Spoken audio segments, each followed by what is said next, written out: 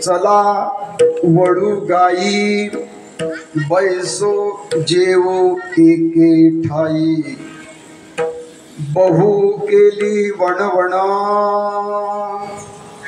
पाय पिटी झाला क्षीण, खांदी भार पोटी भूक काय खेळायाचे सुख, बहु केली वणवण पाय पिटी झाला क्षीण, तुका म्हणे धावे मग अवघे बरवे, बहु केली वणवण पाय पिटी झाला क्षीण, पांडुरंगा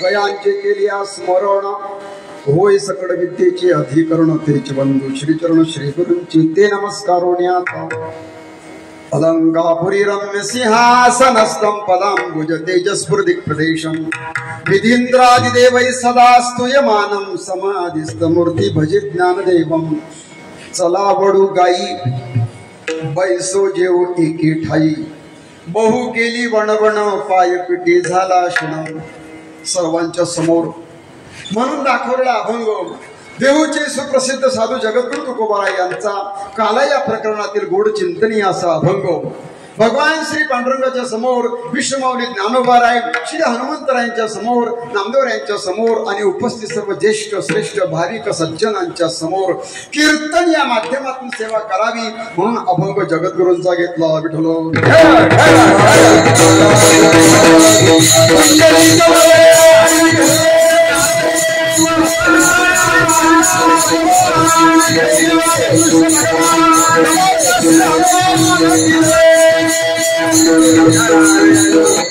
अभंग काला या प्रकरणातील आहे. अखंड हरिनाम संकीर्तन सप्ताह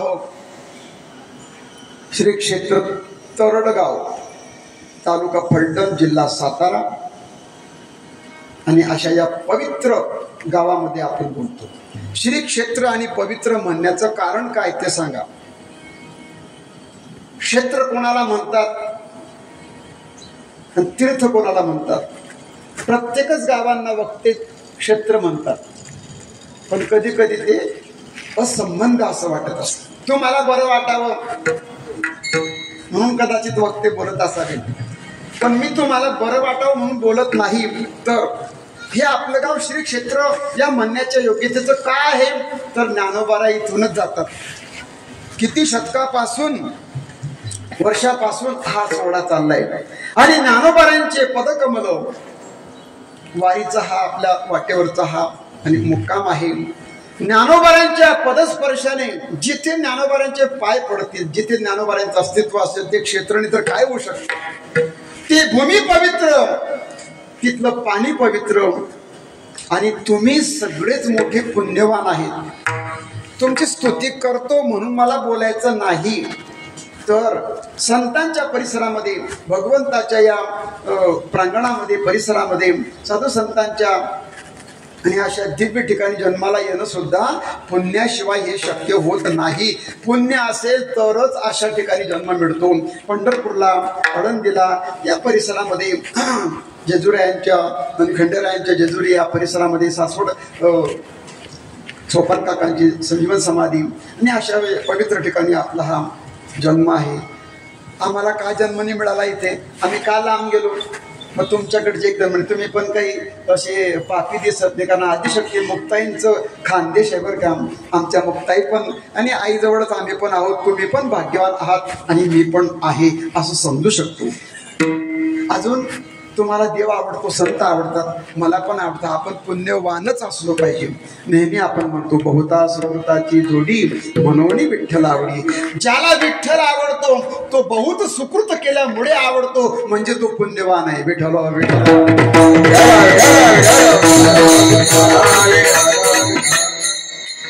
ज्याला कीर्तन आवडतं, देव आवडतात, संत आवडतात, ते पुण्यवान. आता ज्याला हे आवडत नाही त्याला तुम्ही म्हणा काय म्हणायचं ते, पण आपण बाकी पुण्यवान आहोत. देव, धर्मशास्त्र, क्षेत्र. क्षेत्र हा शब्द भूमीशी संबंधित आहे. क्षिती, क्षिती म्हणजे पृथ्वी. अवनी, धरती, भूमाता. पृथ्वीला क्षिती असं म्हणतात आणि त्या क्षितीचा एक भाग म्हणजे त्याला क्षेत्र म्हणतात. 7-12चा उतारा काढू नका, फक्त लक्षात आणा. आमच्या 7-12वरती किती क्षेत्र आहे? माझ्या तर काहीच नाहीये, पण तुमच्या 2 एकर, 4 एकर, 5 हेक्टरचे असेल ते. म्हणजे ही सर्व पृथ्वी जरी असेल तरी आम्ही त्या क्षेत्राचेच मालक आहे, जेवढं आमच्या 7-12वरती नाव आहे. दुसऱ्याच्या उतारात तुमचं नाव येऊ शकत नाही. क्षेत्र मग जाऊ दे, जास्त विस्तार करायचा नाही. क्षेत्र म्हणजे काय? क्षयात त्रायती दोषा इति क्षेत्र. हा ज्या ठिकाणी गेले की आपले पातक जातात, आपल्या पापाचं क्षालन होतं, असं क्षेत्र. पंढरपूर, देहू, आळंदी पाहून घ्या तुम्ही सर्व. तीर्थ शब्दाचा अर्थ आहे पवित्र. माझा मुद्दा इथे होता की या तरड गावाला क्षेत्र का म्हटलो, तर संतांमुळे कधी कधी क्षेत्राला महत्व येतं, कधी कधी देवामुळे क्षेत्राला महत्व येतं. आणि कुठे कुठे देवही आणि संतही काही क्षेत्रामध्ये आहेत. देवही आहे, संतही आहे. पंढरपूरला पुंडलिकराय संत आहे आणि भगवान भगवंत आहे. देवामुळे, संतांमुळे कुठे कुठे फक्त संत, कुठे कुठे फक्त देव, कुठे कुठे नुसतं तीर्थ आहे आणि कुठे कुठे फक्त देव आहे. विठ्ठल.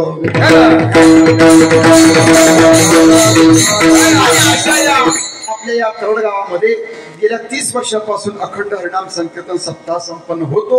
याही वर्षी तो होऊ घातला आणि या सोहळ्याला संपन्नता सांगतेकडे आपली वाटचाल आहे. आणि हे उपांत्य असं सप्ताहाची सांगता आहे की भगवंताच्या बाललीलांनी म्हणजेच काल्याच्या कीर्तनाने संपन्न होत असते.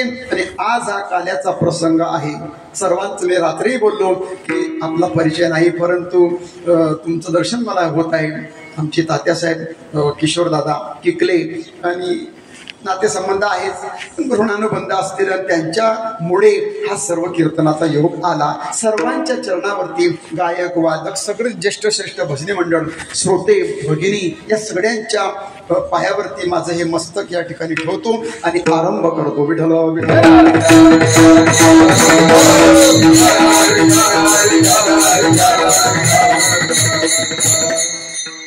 खूपच वेळ, संकल्पित अशी वेळ आहे. कमीत कमी वेळेत 1 तास, 1.25 तासामध्ये आणि हे सर्व आपला आटोपायचं आहे. त्यामुळे पुनश्च एकदा सगळ्यांना अभिवादन करतो. आमचे काकडे दादा सुद्धा आले. दिंडीमध्ये आडसूल आहेत सर्व मंडळी. पडेगावहून काही मंडळी आली. काकड्यांचं गाव माहीत नाही, परंतु परिसरातील सर्व भजनी मंडळ या सगळ्यांच्या प्रियजनांच्या प्रेमळांच्या संगतीमध्ये आणि भगवंताच्या लीलांचा आपण अनुवाद करणार. विठ्ठल भगवंत.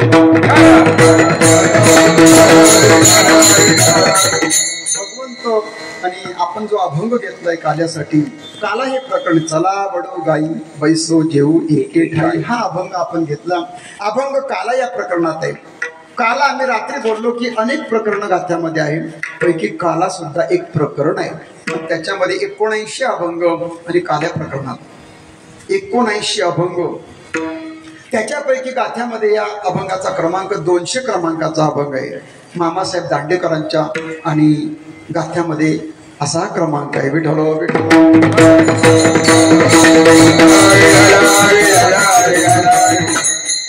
काला. काला म्हणजे अनेक वस्तूंचं मिश्रण. आता आमच्याकडे काला मोडूनच जेवतात आणि इकडे कोणीच काला मोडत, पण आम्ही कालाच मोडतो. वरण पोळी, वांग्याची भाजी, असं कोणती वस्तू असेल चुरून काला मोडला, त्याच्यावरती वरण टाकलं की मग पंक्ती 10-10, 12-12 पोते आणि गव्हाच्या अशा पंक्ती उठतात. काला सांगायचा मुद्दा 2, 3, 4, 5 वस्तूंचा जो आणि एकत्रितपणे आपण करतो त्याला काला असं म्हणतात. पण काला या शब्दाचा अर्थ प्रसाद, काला या शब्दाचा अर्थ भोजन, काला या शब्दाचा अर्थ जेवण. पण ते भोजन तो प्रसाद विठ्ठल विठ्ठल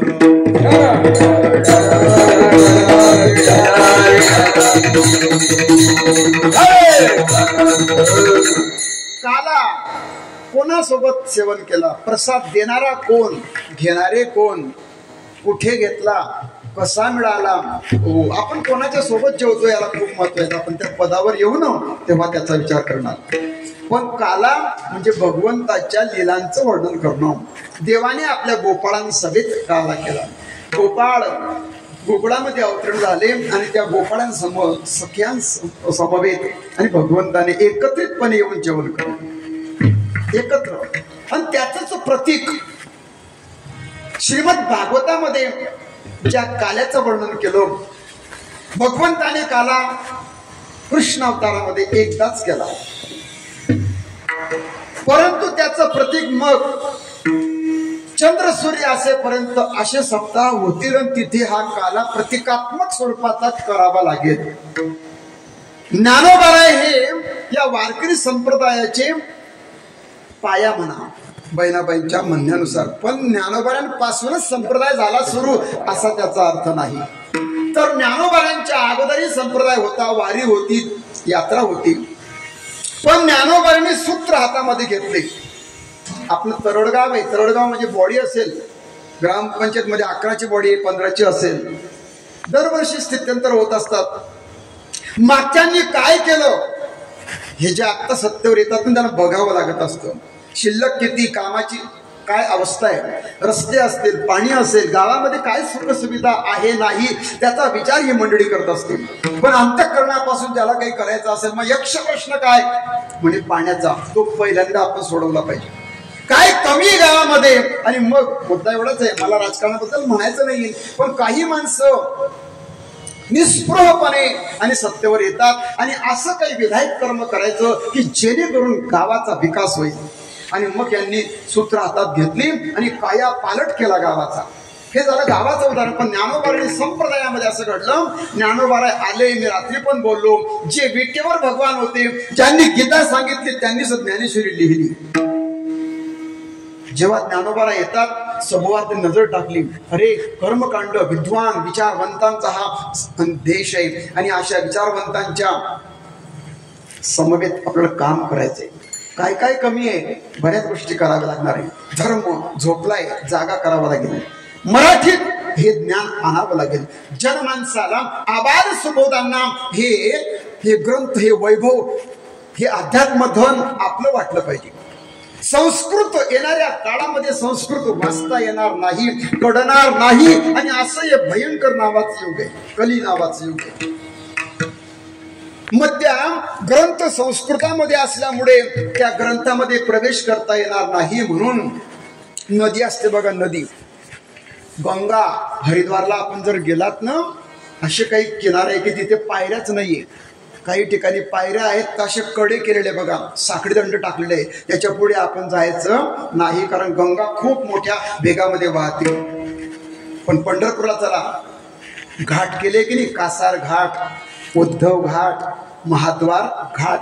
घाट का केले आपण, तर त्या पात्रामध्ये पायऱ्या पायऱ्यांनी उतरता आलं पाहिजे. म्हाताऱ्या कोताऱ्या सगळ्या आबाल सुबोधांना उतरता यावं आणि त्या गंगेमध्ये चंद्रभागेमध्ये स्नान करता यावं, कोणाला कुठली हानी होऊ नये. आणि म्हणून काय केलं, घाटांमध्ये पायऱ्या केल्या आणि घाटांची निर्मिती केली. परमपूज्य अहिल्याबाई होळकरांनी अनेक तीर्थक्षेत्रांचा विकास केला. मागचे काही राजे झाले, पण आत्ताचे साम्राज्य जे राजे आहेत ना, ते सुद्धा तीर्थक्षेत्राचा विकासच करत आहेत. चारही धाम एकमेकांना जोडण्याचं काम परमपूज्य मोदीजी करत आहे. तीर्थक्षेत्र घाण असतील तर ती स्वच्छ केली जात आहे आणि सगळ्यांना तीर्थयात्रा सुलभ व्हाव्या हा प्रयास मोदीजींचा आहे.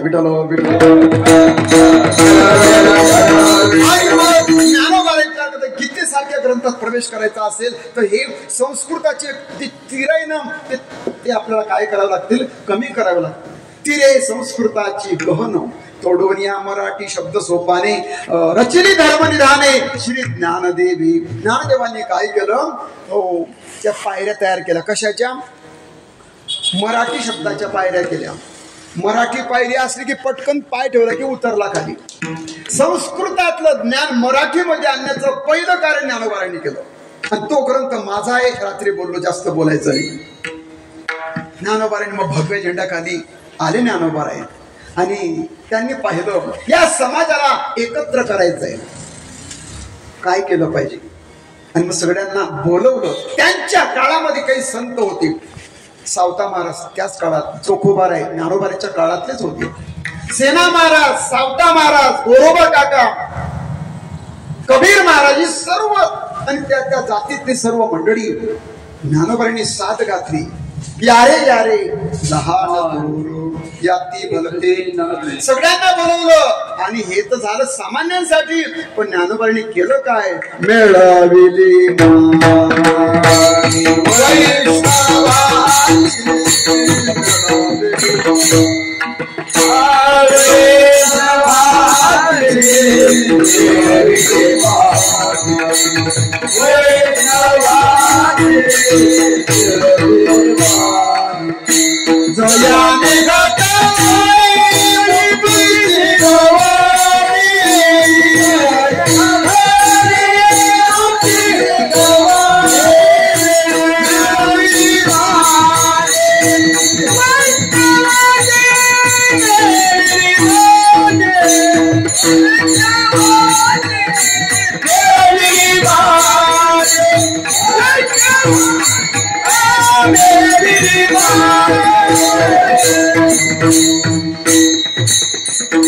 मिळविली मांदी माळकऱ्यांची, मिळविली मांदी हरिभक्त, मिळविली मांदी वारकऱ्यांची, नाही नाही नाही, मिळविली मांदी वैष्णवांची, मिळविली मांदी म्हणजे ग्रुप, समुदाय. वैष्णव जे जे होते, वैष्णव तू जया अवघी देवावरी माया. कोण वैष्णव? सावता महाराज वैष्णव आहे, गोरोबा काका वैष्णव आहे, सेना महाराज वैष्णव आहे, चोखोबाराय वैष्णव. हे सगळे वैष्णवांची मांदी मिळवली. एक चोखोबाराय जवळ आले तर सर्व समाज जवळ आला. सावता महाराज आले तर माडी समाजाला. सगळ्या 18 पगड जातींना ज्ञानोबाराय एका भगव्या झेंड्याखाली आणतात. हा भगवा झेंडा आमचाच आहे, आपलाच आहे बरं का, वारकरी संप्रदायाचा आहे तो. परंतु काही पक्षांना आवडला, आमचं काय म्हणणं आहे, आमचा रंग आवडला तर रंग घ्या, आमचा मंत्र आवडला तर मंत्र घ्या. अरे तुम्हाला देण्यासाठीच हे दुकान टाकलं, घातला दुकान. हे संत उदार आहे. आम्ही काही झाकून ठेवलंच नाही. रात्री आम्ही बोललो लोपले ज्ञान जगी, जे झाकलेलं ज्ञान होतं, जे कडी कुलपातलं ज्ञान होतं, ते उघडं केलं, मोकळं केलं. मंत्र होता, तो मंत्र एकाने एकाला सांगायचं. ही परंपरा होती. ज्ञानोबारांपर्यंत, निवृत्तीनाथांपर्यंत ही परंपरा आली.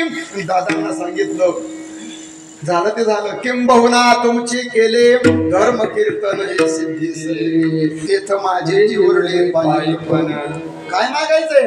ग्रंथाच्या शेवटी ज्ञानोबाराय म्हणतात काही नको, आता विश्वात्मती दिली. पाहून घ्या तुम्ही. पण मला एक म्हणायचंय दादा, श्री गुरुराया, मला हे ज्ञान आता असं झाकून ठेवायचंय, मोकळं करायचंय, सगळ्यांना खुलं करायचंय, अन्न सत्र घालायचंय. आता हा प्रसाद होतोय. कोणा एका व्यक्तीसाठी का, कोणा एका जातीसाठी का, नाही नाही, यारे यारे कोणी या कोणी जेवा. जोपर्यंत प्रसाद आहे तोपर्यंत तुम्ही खात राहा, जेवण करत राहा. कोणाला मज्जाव नाही म्हणे. आम्ही काही काय म्हणताला देणगी दिली नाही म्हणे, काही हरकत नाही. दिली तरी या, नसेल दिली तरी या आणि पोटभर हा प्रसाद घ्या. तसं विठ्ठल विठ्ठल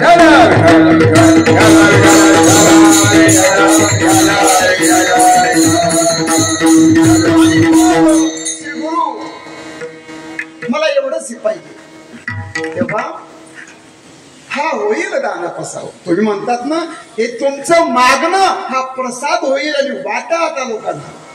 तुका म्हणे शेष घेईन. आता घेईन का सेवीन वाद आहे. कोणी सेवीन म्हणतो तर कोणी घेईन म्हणतो. पण सेवन करणारा स्वतः सेवन करतो, देत नाही. पण घेतलं तर आपण देऊ पण शकतो आणि सेवन पण करू शकतो. म्हणून घेईन आवडी. तुका म्हणे शेष घेईन आवडी वचन मोडी बोलली असं ज्ञानोबारांनी हा प्रतिकात्मक काला केला. मग एकत्र का जेवायचंय तर वर्षातून किमान एकदा तरी सर्व एकत्र जेवले पाहिजे. हा जो सप्ताह आहे ना आपण जर का सामुदायिक पद्धतीने हा जो सप्ताह आहे हा सामुदायिक प्रकारचा हा परमार्थ आहे. सगळ्यांनी एकत्रितपणे कलियुगामध्ये संघ शक्तीला मोठं महत्व आहे. तुमच्या मागे किती समाज आहे राजकीय पक्षांच्या समोर सुद्धा त्यांना आपली शक्ती प्रदर्शन करावं लागत असतं. ज्याच्या मागे समाज आहे त्याला तिकीट दिलं जातं की नाही. एवढून कोण येईल जे जनमानसामध्ये रुळले ज्यांना समाजाची नस पकडता आली जे समाजामध्ये सुखामध्ये दुःखामध्ये अडीअडचणीमध्ये जे सामावून जातात मिसळून जातात तेच व्यक्ती पुढारी होऊ शकते. विठ्ठल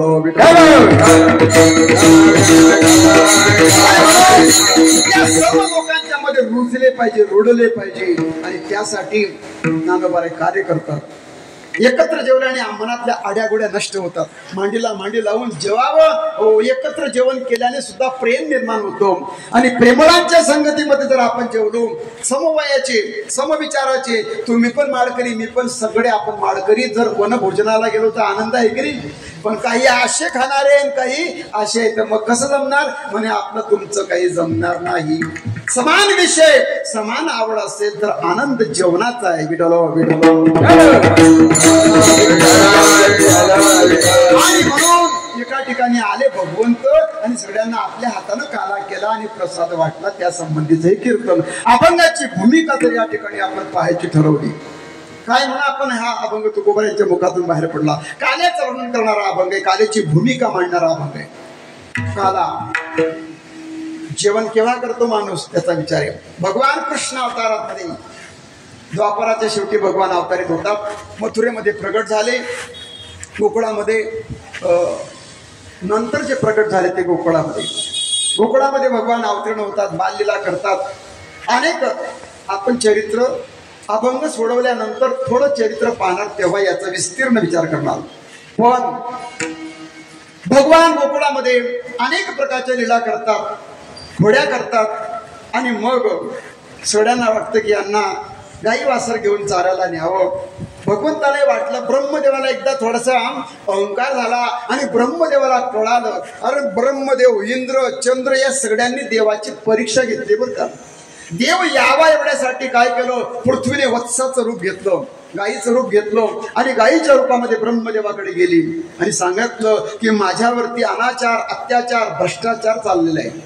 वत्सरूपी पृथ्वी ब्रह्म्या पाशी जाय नेत्री वाही तोय सांगत असे रडते सांगते आणि सर्वदेव ब्रह्मदेव इंद्रचंद्र शराब्दीला जातात. भगवंत येतात आणि असं हे सर्व देवांनी विनंती केल्यावर भगवान अवतार घेतात. मग तरी त्या देवांना संशय येतो हा देव खरा की खोटा. त्याचं कारण असं घडलं होतं की एकदा काय झालं गोपाळाशी बसले आहे आणि एक गोपाळ आहे आणि तो भगवंताचा मोठा सखा आहे पण गरीब आहे. त्याच्या मनामध्ये राहून राहून वाटायचं देवाला काहीतरी दिलं पाहिजे. देवाला वस्तू द्यायची मला प्रिय वस्तू काहीतरी. मग काय आपल्या घरामध्ये काही नव्हतं. परिस्थिती गरिबीची होती आणि घरामध्ये फक्त पाहिलं तर भांड्यात थोडं ताक होतं ताक. पण ते ताक नेण्यासाठी सुद्धा भांड नव्हतं एवढी गरिबी होती. आणि त्याला असं वाटायचं देण्याची इच्छा जर झाली आपल्याला आपल्याकडे काही जरी नसलं तरी देण्याची जरी इच्छा झाली तर ती पवित्र अशी इच्छा आहे. देतो तो देव एक धडा होता बघा दुसरी तिसरीला. देतो तो देव. काय करावं मग त्यानं तोंडातच ताक भरलं. ताक पण एवढं आंबट होतं तुम्हाला काय सांगायचं. आता उन्हाळा आहे की नाही रोज ताक पित जा बरं का. जेवणानंतर ताक प्यायचं. ताकाने पोटाचे विकार नष्ट होतात. अपचन गॅस ऍसिडिटी ऊन लागणं बंद होतो. तक्रस शक्रस दुर्लभ हा. इंद्राला सुद्धा ताक दुर्लभ आहे बरं का. उन्हाळ्यामध्ये ताक इंद्राला सुद्धा मिळत नाही. तुम्हाला मिळत असेल तर जरूर प्या. बरं प्या. एक ग्लास भर ताक घ्यायचं. मठ्ठा घेतो की नाही आपण आयुर्वेद सांगायचं नाही पण ताक पिलं पाहिजे. मग याच्या घरामध्ये ताक होतं त्याने भांडले म्हणून तोंडात भरून घेतलं. फुल तोंड भरलं कशाने ताकाने आणि तसाच पडत आला. बस तसाच बाळ करतच. आणि भगवान बसले होते सवंगड्यांमध्ये. देवा आता देवा सुद्धा बोलले देव म्हणे काय झालं कोणाच्या काही लक्षात येत नव्हतं. अरे काय झालं बोल तोंडाने. देवाला मला पाजायचंय बॉस त्याला म्हणायचं होतं. देव पण मजा घ्यायला लागले. तुम्ही तोंड उघडा असं तो म्हणतोय आणि कळाला अहो म्हणे देवा याने काहीतरी आणलंय. तो म्हणतो तुमच्या तोंडात मला हे सोडायचंय. भोळा भक्त असतो भोळा. त्याला कळत नाही कोणाला काय देतोय आपण कसं देतोय. प्रेझेंटेशनला खूप महत्व आहे बरं का. कपडे घ्यायला गेले ना तुम्ही, कपडे दाखवणारा कसा दाखवतो शिस्तीत व्यवस्थित. सेल्समनचं काम करणं सुद्धा काउंटरला कोणत्याही माणसाला ठेवता येत नाही. शेटजी असता शेटजी, एकतर तो सेल्समन सुंदर असला पाहिजे यांच्यासारखा, गोरापान सुंदर अप टू डेट हसरा चेहरा. सेल्समनशिप मध्ये पहिलंच लक्षण आहे त्या सेल्समनचं. त्याने हसून स्वागत केलं पाहिजे. या या या या ताई या बसा बसा थोडीशी दे. काय घ्यायचं साडी रेंज कितीपर्यंत 1000-2000. हो हो बरं बरं.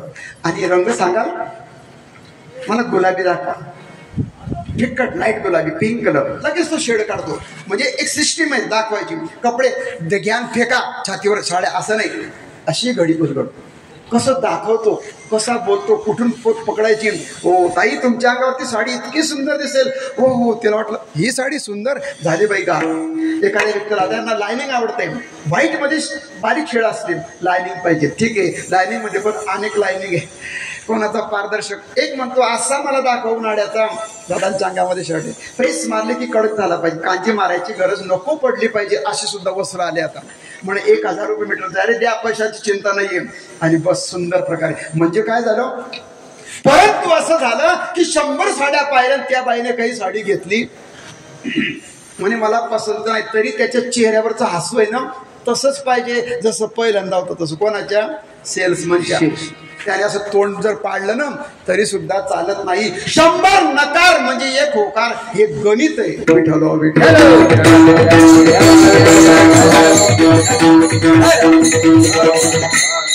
का सांगितलं मी हास्य. आणि मग देवाने तोंड उघडलं आणि ती धार टाकली. कशाची ताकाची धार.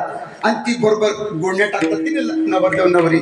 आणि तिसरी धार पडते. आणि मग आता धार पडण्यासाठी तोंड काय करावं लागेल त्याचं. देवाने काय केलं देवाने आ केलं. आणि वरती ब्रह्मदेवाचं देवाचं लक्ष एक झालं. ब्रह्मदेव वरतून पाहता हा देव आहे का. आम्ही ज्याच्याकडे गेलो होतो विनंती करायला तोच आहे का हा. मोठ्या माणसानं कुठेही बसायचं नसतं. मोठ्या माणसानं कोणत्याही हॉटेलवरती चहा प्यायची नाही. मर्यादा प्रोटोकॉल आहे की नाही. आमदार खासदार मोदी पूज्य मोदीजी येतील इथे आणि कचोरी खात बसतील असं होईल का. नाही नाही नाही. टपरीवर चहा पितील का. नाही नाही प्रोटोकॉल आहे. एक सिस्टीम आहे बसायची उठायची कोणात. आणि एवढा मोठा हा देव आहे. यांनाच आम्ही बोलवलं होतं. हा देव तोच आहे का ज्यांना आम्ही विनंती केली होती का. तर अगदी ह्या गवड्याच्या मुलाकडे बघावं. आणि हा कुशल त्याच्या तोंडातलं उष्ट ताक आपल्या तोंडामध्ये आणि घेत आहे. मला संशय आला. ब्रह्मदेवाला संशय येतो. तिथून राजकारण चालू होतो. विठ्ठल विठ्ठल.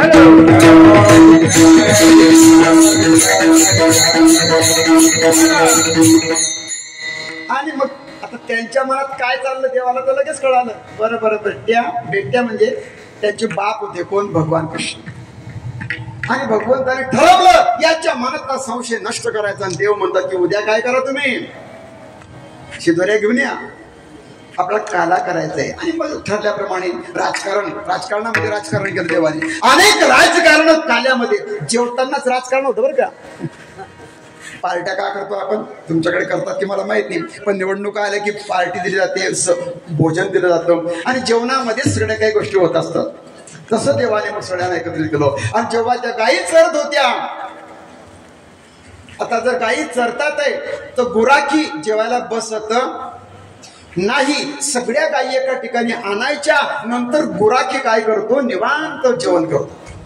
मग भगवान म्हटले अरे गड्यांनो तुमच्या ज्या गायी आहेत ना सगळ्या गायी आता वळवा आणि एका ठिकाणी आणा बरं. अभंगाचं पहिलं चरण.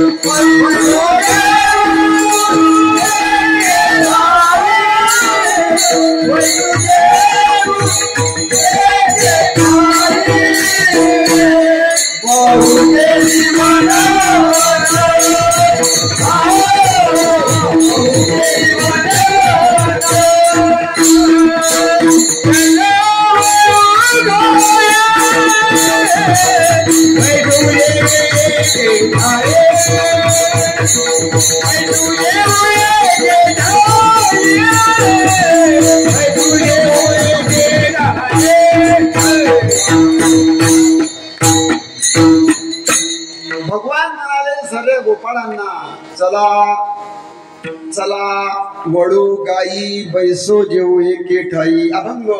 आणि या पहिल्या चरणामध्ये चला शब्दानं आणि तुकोबारे अभंगाचा आरंभ करतात. चला. आता चला कोणाला म्हणतो आपण? जेव्हा सर्वांना बोलवायचं असेल चला, सभेला चला, जेवणाला चला, कीर्तनाला चला. चला कोणाला म्हणायचं? सामुदायिक पद्धतीने जर कोणाला काही करायचं असेल तर तेव्हा चला शब्द वापरतो. एक मुद्दा. अजून कोणाला? लहान बाळ आहे 5-7-4 वर्षाचा, मग आजोबा काय म्हणतात? चला आपण आता चॉकलेट घेऊ. आमच्या त्या तात्यांची नात आहे बघा वेदिका, चला तिचे बाबा म्हणतात चला आता आपण दुकानावर जाऊ, ताईला आपण चॉकलेट घेऊ, चला. आता ते 2-4 वर्षाच्या मुळे 1-1.25 वर्षाची असेल, तिला काय कळतंय? चला. पण तिला लय कळतं बरं का. चला म्हटलं की लगे गाडी काढली की आता मुलं मोठे हुशार झाले. हो चला. लहानाला चला म्हणावं लागतं आणि मोठ्यांना जा म्हणावं लागतं. लहान जे असतात त्यांना चला आणि मोठा असेल पंढरीसी जा रे. तुमचे तुम्ही जा. काय लाडू घ्यायचे, कपडे घ्यायचे, जा नाही तर जा. पंढरीसी जा रे आल्यानो संसारा दिनांचा सोयरा पांडुरंग. महाराज म्हणतात की तुम्ही जा बाबा. पण एक अजून अभंग आहे तिथे चला म्हणतात. पंढरपूरलाच बोलवतात आहे, इथे पण म्हणतात पंढरीसी जा रे. पण एका अभंगात स्वल्प वाटे चला जाऊ, वाटे चला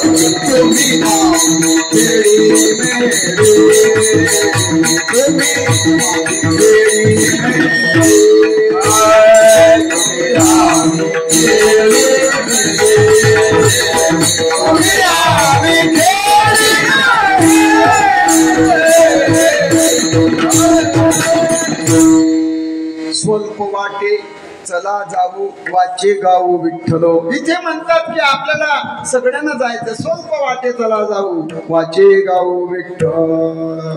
आणि इथे म्हणतात पंढरीसी जा रे. मोठ्याला जा म्हणायचं आणि लहानाला चला म्हणायचं. गोपाळांना भगवान म्हणतात चला चला बाबा तुमच्या गायी आता वडवा बर का. चला वडू गायी. वडू म्हणजे वडवणे, वडविणे, एका ठिकाणी आणणे. आणि गायी त्यांच्या गायी चरणाऱ्या गायी. आता लौकिक अर्थ आणि आध्यात्मिक अर्थ, व्यवहारामधला अर्थ वेगळा आहे, पण भगवंताच्या लीला आणि त्याचा आध्यात्मिक अर्थ अनेक संतांनी साधूंनी काढला. कोणत्या गायी वडवायच्या? तर आमच्या पण गायी आहे बरं का. माझ्याकडे पण 10 गायी आहे आणि त्या 10 गायींना मी एक गुराखी ठेवलाय. प्रत्येक स्त्री असो की पुरुष असो, 5 ज्ञानेंद्रिय 5 कर्मेंद्रिय, 10 इंद्रिय तुमच्या माझ्या प्रत्येकाजवळ दिली देवाने. दिली इंद्रिये, हात पाय कान डोळे मुख हे सगळे इंद्रिय प्रत्येकाला दिले. हे इंद्रिय गोनाम इंद्रिय. गायी म्हणजे इंद्रियच आहे. आता गायीचं वैशिष्ट्य काय? चारा दिसला की चालली तिकडे, हिरवं दिसलं की ढोर काय करतं? त्याच दिशेनं जातं. तसं तुमच्या माझ्या ज्या गायी आहे हे सगळे इंद्रिय, डोळे बाहेरच पाहतात, कान बाहेरचा ऐकतात, त्वचा बाहेर आहे, नाक बाहेरचा सुगंध घेते. विषय दिसला की इंद्रिय त्याच्या मागे धावतात. आणि आपले सुद्धा इंद्रिय रूपी गायी अशाच चरतात आहे. जरी आता मी कीर्तनात आहे, तुम्ही कीर्तनात आहे, पण कोणाचं मन कुठेतरी आहेच बाकी. दुकानात असेल, बाजारात असेल, व्यापारात असेल, ऑफिसला असेल. म्हणजे गायी विषयांच्या जवळ धावतात. मग या सगळ्या गायी तुम्ही एका ठिकाणी आणा. महाराज म्हणतात चला वडो गायी.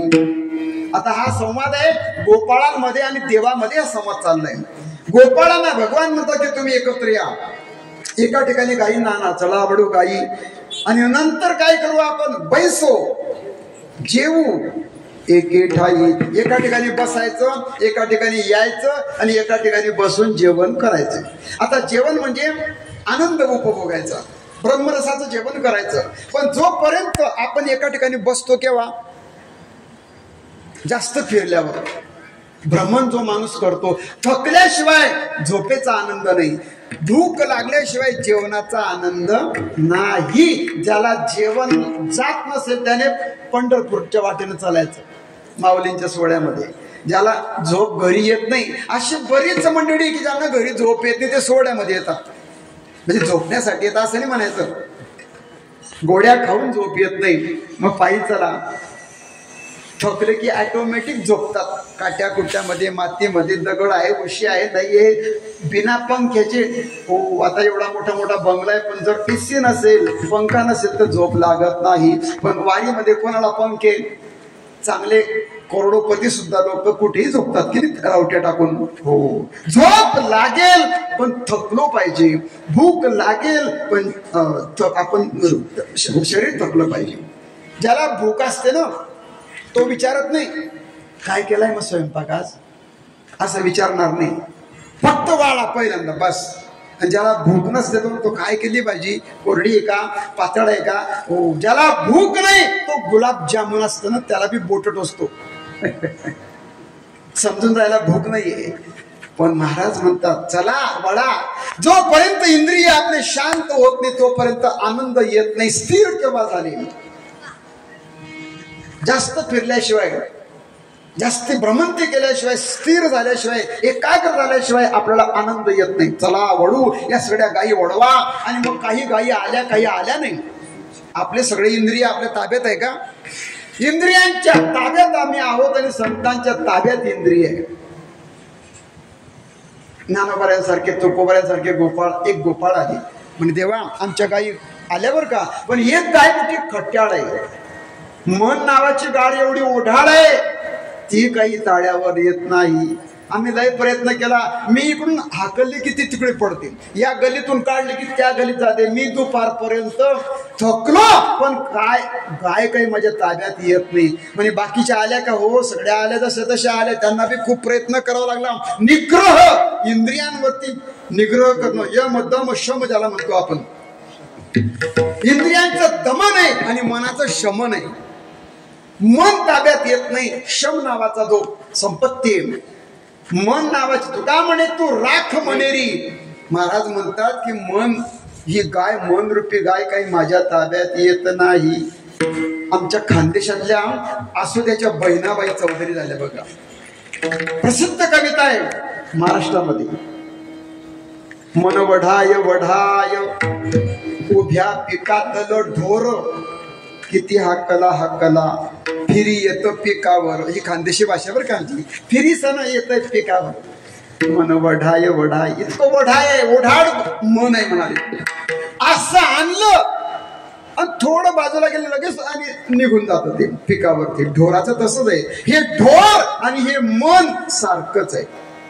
हाच प्रश्न गीतेमध्ये अर्जुनाला पडला.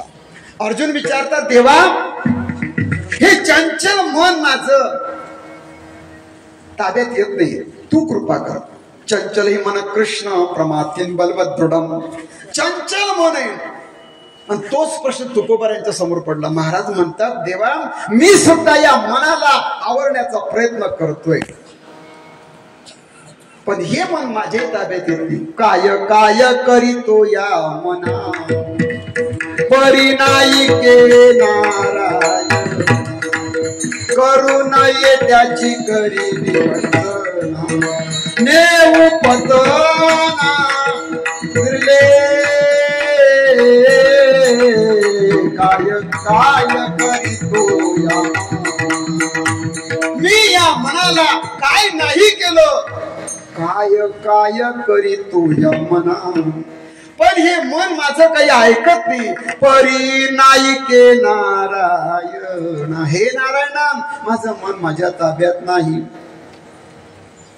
जे करू नये ते करतो. चिंतन करताना जे घडलं नाही त्याचं चिंतन करायला होतं.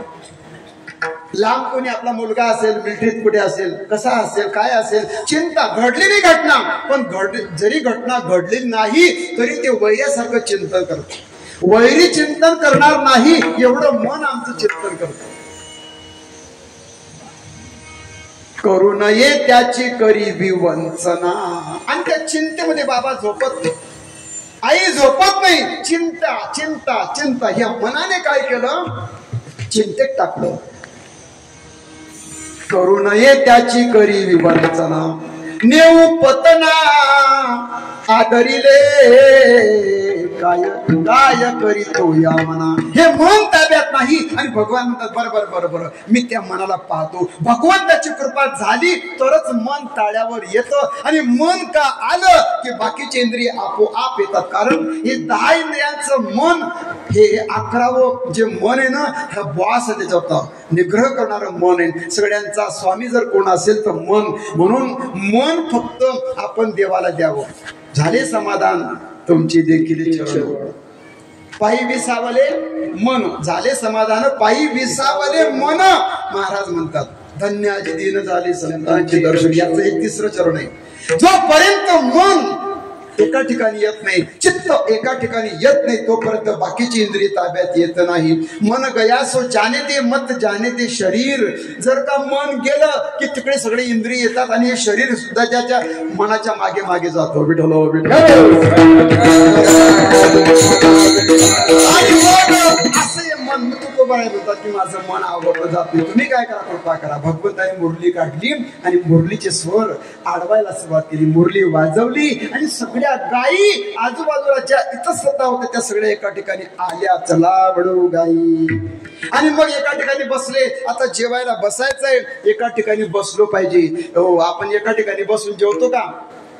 मोठे मोठे लग्न आहे बघा, आपल्या हाताने ताट घ्यायचं, त्याला कोणतं जेवण म्हणतात, पोरी तुम्हीच घ्या, गुलाबजाम घ्या, पापड घ्या. या बसायचं कुठे?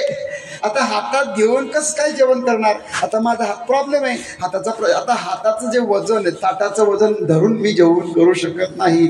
मग म्हातारे कोतारे म्हणा, अरे काय कर, बसायला एकही खुर्ची दिलेली नाही बरं का. माणूस मोठा करोडपती हो, खायला 50 ॲटम आहे, वस्तू खाण्याच्या 50 आहे, पण 50 वस्तू ज्या ताटात भरल्या त्याचं वजन भरलं जात नाही. आणि मग हे खाऊ शकतात असं असं, पण म्हातारे माणसं मासे कुठेतरी बसतात कोपऱ्या कापऱ्यामध्ये. आणि मग त्यांची जर पुरी संपली तर कोण आणेल? अरे भाऊ, अरे पुरी आण रे, अरे गुलाबजाम आण रे. कोणतो बाबा मी कशाला आणू? उठा तिथे जा. आम्ही फिरत फिरत जेवतोय, पण बैसो जेवू एक ठाई. मांडी घालून जेवा, पाणी फिरवा. ब्रह्मार्पणम ब्रह्मवीर ब्रह्मग्न ब्रह्मणे होतम ब्रह्मेव तेन गंतव्य ब्रह्म कर्म समाधिनः. असं जेवण नाही, पण महाराज म्हणतात बैसो जेवू एक ठाई. एका ठिकाणी बसलो पाहिजे. कोणासोबत जेवलो आम्ही याला महत्व आहे, कोण आमच्या पंक्तीला होतं त्याला महत्व आहे. पण इथे बराच विचार आपण सांगू शकतो, पण महाराज म्हणतात चला, वळवल्याशिवाय, इंद्रिय शांत झाल्याशिवाय जेवणाचा आनंद नाही. काय बरं, आम्ही खूप थकलोय. बहु केली वणवण. अभंगाचं 2रं चरण असं आहे, बहु केली वणवण पायपिटी. या इंद्रियांच्या, या इंद्रियरूपी गायींना वळवण्यासाठी आमचे पायाचे तुकडे पडले म्हणे महाराज. आमचे पाय थकले, आम्ही थकलो, आम्ही जेरीस येऊन गेलो. आता हे मन आणि इंद्रिय काही आमच्या ताब्यात आले नाही. 60, 65, 70, 75 सगळ्या बाबांना, ज्येष्ठांना विचारा, इंद्रियांनी काय केलं आपलं? हे जे हाल झाले ना माझे तुमचे, इंद्रियांनीच केले. आणि इंद्रिय वयाच्या 75, 80 मरेपर्यंत इंद्रिय काही ताब्यात आले नाही. आमची दमछाक झाली. बहु केली वणवण. अभंगाचं 2रं चरण असे, बहु केली वणवण. माणसं वनवन फिरता की नाही? गाव कुठे फिरतोय ना बाबा.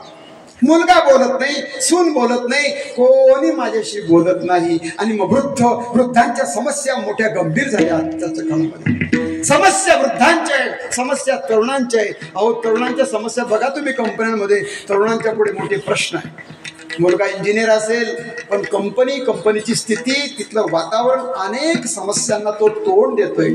सुना असतील त्या सुनांचे प्रश्न वेगळे प्रश्न आहेत, त्यांचे मुलं आहे, त्यांचं कर्म आहे, नवरा हे घरातले काम आहे, म्हणून सुनांचे प्रश्न वेगळे, आजच्या सासवांचे प्रश्न वेगळे, आजच्या म्हाताऱ्यांचे प्रश्न वेगळे. ज्येष्ठ आता म्हातारा म्हणणं चुकीचं आहे. परमपूज्य मोदीजी वयवंदन योजना त्यांनी जाहीर केली. तुमच्या वयाला आमचं वंदन आहे. काय शब्द आहे मोदीजींचे बघा, वयवंदन योजना. ज्येष्ठांच्या वयाला आमचं वंदन आहे, आणि असे शब्द प्रयोग मोदीजी करतात. दिव्यांग म्हणायचं, अपंगनी म्हणायचं, दिव्यांग काय शब्द आहे, त्यांनाच हे सुचतं, बाकीचं सुचत नाही कोणाला. मुद्दा काय चालला हे प्रश्न आहे, आणि म्हणून ही वनवन चालली. बहु गेली वण पाय पिटी झाला शिण. वन या शब्दाचा अपप्रश्न रूप आहे वने वने. जंगलं आम्हाला या गायींनी फिरवलं, ओढाळ आमच्या गायी काही ताड्यावर येत नाही. बहु केली वण पाय पिटी झाला शिण. असा शिण झाल्यामुळे आता गोपाळ म्हणू लागले, देवा खूप थकलो आम्ही, आता आम्हाला भूक लागली बरं का, आणि तुम्हालाही भूक लागलेली आहे, पटकन आवरा महाराज तुम्ही. आता कशाची भूक लागली? खांदी भार पोटी भूक काय खेळायाचे सुख. आमच्या खांद्यावर भार आहे. कशाचा भार आहे? आध्यात्मिक जर अर्थ काढला, आमच्याही खांद्यावर भार आहे, प्रत्येकाच्या खांद्यावर भार आहे. ही सर्व ज्येष्ठ श्रेष्ठ मंडळी संसाराचा भार घेऊन आम्ही जन्मभर त्याचा भार वाहतोय. कोणाचा भार आहे आमच्या खांद्यावर? संसाराचा भार आहे बरं का. खांदी भार प्रपंचाचा, आणि पोटामध्ये भूक आहे. कशाची भूक आहे? भगवत प्राप्ती होण्याची भूक आहे. संसारी माणसाचा संसार हा भार आहे, पण त्या प्रत्येक प्रापंचिकाला वाटतं आता थोडी शांती मिळाली पाहिजे, म्हातारपण हे सुखात गेलं पाहिजे असं वाटतं की तुम्हाला मला. म्हातारपणामध्ये पचत नाही, जास्त टेन्शन सहन होत नाही, दुःख आलं तर मनाला असं धास्ती बसते, सहन करण्याची ताकद राहिली नाही, काम करणे इंद्रिय शक्तीहीन झाली, इंद्रिय मावळली आला बागुला जा. इंद्रियांची शक्ती गेली, म्हणाले आता माझ्याला काही सहन होत नाही, प्रवास सहन होत नाही, पण मी फुकट आहे म्हणून येतो, मला काही पैसे लागत नाही म्हणे महाराज. म्हणून आमच्याकडे एक बाबा असे होते, उतरलो कुठे? लोणंदला, आणि लोणंदहून तरडगावला गाडी येते जाते. तरडगावहून बाबा बसले एका गाडीमध्ये, लोणंदला उतरले, बस स्टँडला गाडी गेली, तीच गाडी 2-5 मिनिटांनी पुन्हा तरडगावला येत होती. फेऱ्या मारणारी गाडी होती. 10 मिनिटात बाबा ज्या गाडीत गेले होते त्याच गाडीमध्ये पुन्हा येऊन बसले. कंडक्टर तोच. हो बाबा तुम्ही आता तर गेले म्हणे तरडगाव. तुमच्या गावातले बाबा नाही बरं कोणी, उदाहरणातलं तरडगाव आहे म्हणे. तुमचं काम झालं? हो झालं म्हणे. मग कंडक्टर मोठा जिज्ञासू होता, तो म्हणे बाबा काम काय होतं? म्हणे काम काही मोठं नव्हतं, 2च मिनिटाचं काम होतं माझं लोणंदला. काम काय होतं? आहो म्हणे कंडक्टर साहेब, इथे खारे शेंगदाणे खूप छान मिळतात म्हणे. शेंगदाणे घेतले गाडीत आलो. शेंगदाणे घ्यायला लोणंदला, पुण्याला शेंगदाणे घ्यायला पैसे लागत नाही म्हणून आम्ही चला येऊ फिरून. तुमच्या बी गाडीत जागा होती, तुम्हालाही बरं होतं. चालला काय मुद्दा? विठ्ठल विठ्ठल.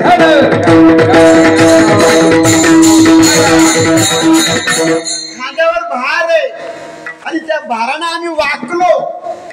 इंद्रिय गेले, शक्ती गेली, काहीच सहन होत नाही, आणि म्हणून आता पोटामध्ये भूक आहे आणि खांद्यावर भार आहे. आता प्रपंचाचा भार पेलवला जात नाही, आणि तुमचं दर्शन व्हावं आणि तो ब्रह्मानंद मिळावा. देवा जेवणाची व्यवस्था करा. खांदी भार पोटी भूक. आणि जर भूक लागली असेल तर खेळण्याचं काय कौतुक आहे? खेळ कोणता? प्रपंच हा एक खेळच आहे.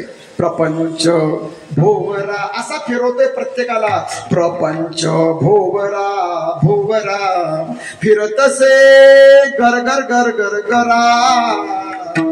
सांगड बांधारे बांधारे भक्तीची रघुनाथ नामाची.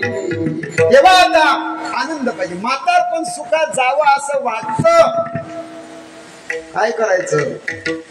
तर आता एकच करा, पटकन तुम्ही काहीतरी खाण्याची व्यवस्था करा. तुका म्हणे धावे मगाव घे बरवे, लगबग केल्याशिवाय तृप्ती मिळणार नाही. विठोबा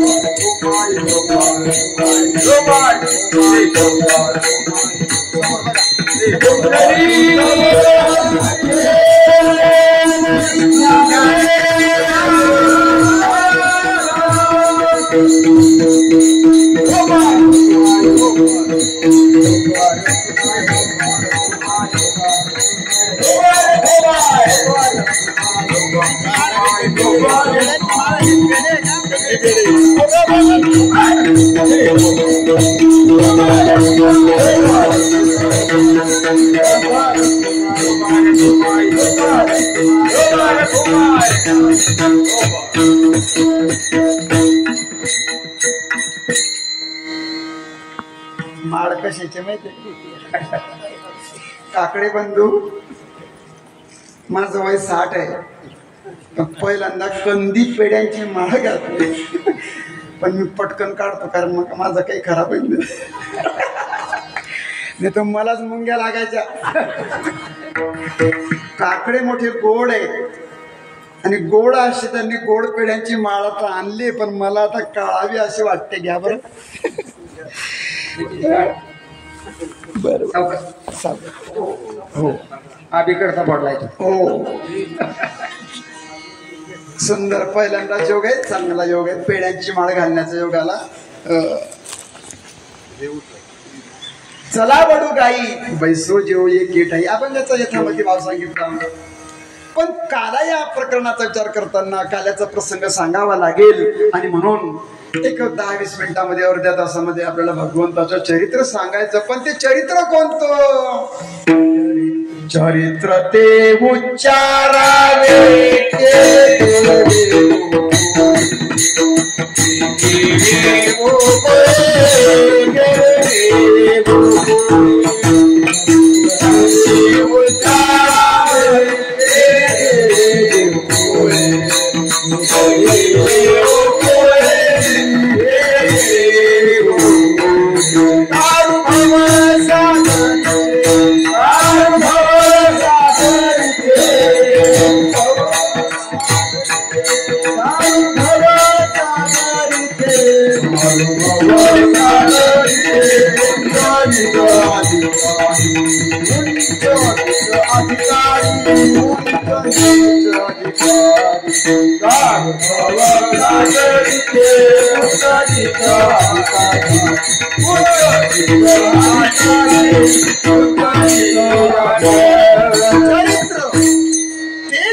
उच्चारण करा जे गोकुळात केलं. चरित्र ते उच्चारावे केले देवी गोकुळी. देवाने गोकुळात चरित्र केलं, देवाने द्वारके चरित्र केलं, देवाने मथुरे चरित्र केलं. पण ते सगळं चरित्र सांगायचं नाही. चरित्र फक्त तेच चरित्र ते उच्चारावे. उच्चारावे बर का, विस्तारावे नाही. वक्ता स्वतंत्र आहे. 3 तास पण तो करू शकतो कीर्तन, 6 तास पण करू शकतो. पण जास्त करू नका महाराज.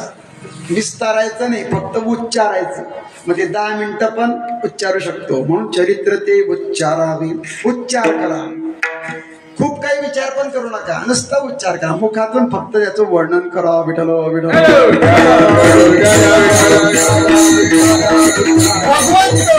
विचार करतात त्या देवाच्या चरित्राचा. आपण विचार करूया, भगवान आले कुठे, कसे प्रकट झाले. तर या पृथ्वीवरती भगवान म्हणतात की मी येतो. गीतेमध्ये सांगितलं त्यांनी केव्हा येतो. यदा यदा हि धर्मस्य ग्लानिर्भवति भारत अभ्युत्थानमधर्मस्य तदात्मानं सृजाम्यहम्.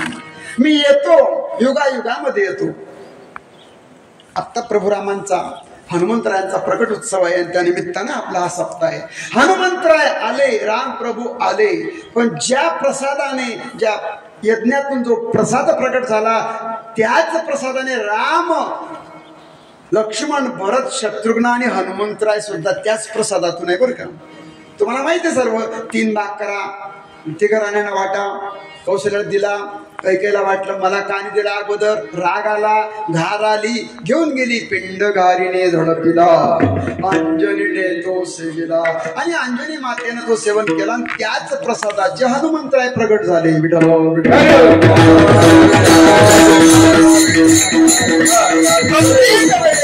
भगवान अवतारित होतात, पण पृथ्वीवरती काय काय होतो. भगवान म्हणतात की मी येतो. अन्याय, अत्याचार, स्त्रियांवरती बलात्कार, बालहत्या, स्त्रीहत्या, सज्जन लोकांना लोक त्रास देतात, तेव्हा मी येतो. विठ्ठल विठ्ठल.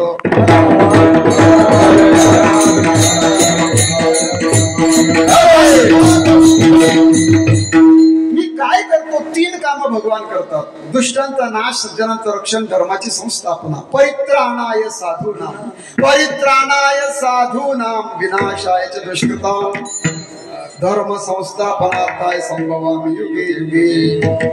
आणि मग अनाचार झाला, पृथ्वी त्राहीमान झाली, पृथ्वी जर्जर झाली आणि त्या पृथ्वीने गायीचं रूप घेतलं. वत्सरूपी पृथ्वी ब्रह्मया पाशुदाय नेत्रिवाहे तोय सांगत. सगळं आले ब्रह्म इंद्राकडे गेले. इंद्रचंद्र आणि शिव बरोबरी चालेले सर्व श्राप दिसी. श्राप दिला गेले आणि तिथे सगळ्यांनी देवाचा धावा केला. श्री अनंता मधुसूदना पद्मनाभा नारायणा जगव्यापका जनार्दना आनंद घना अविनाशा. भगवान आकाशवाणी झाली. काय म्हणणं आहे.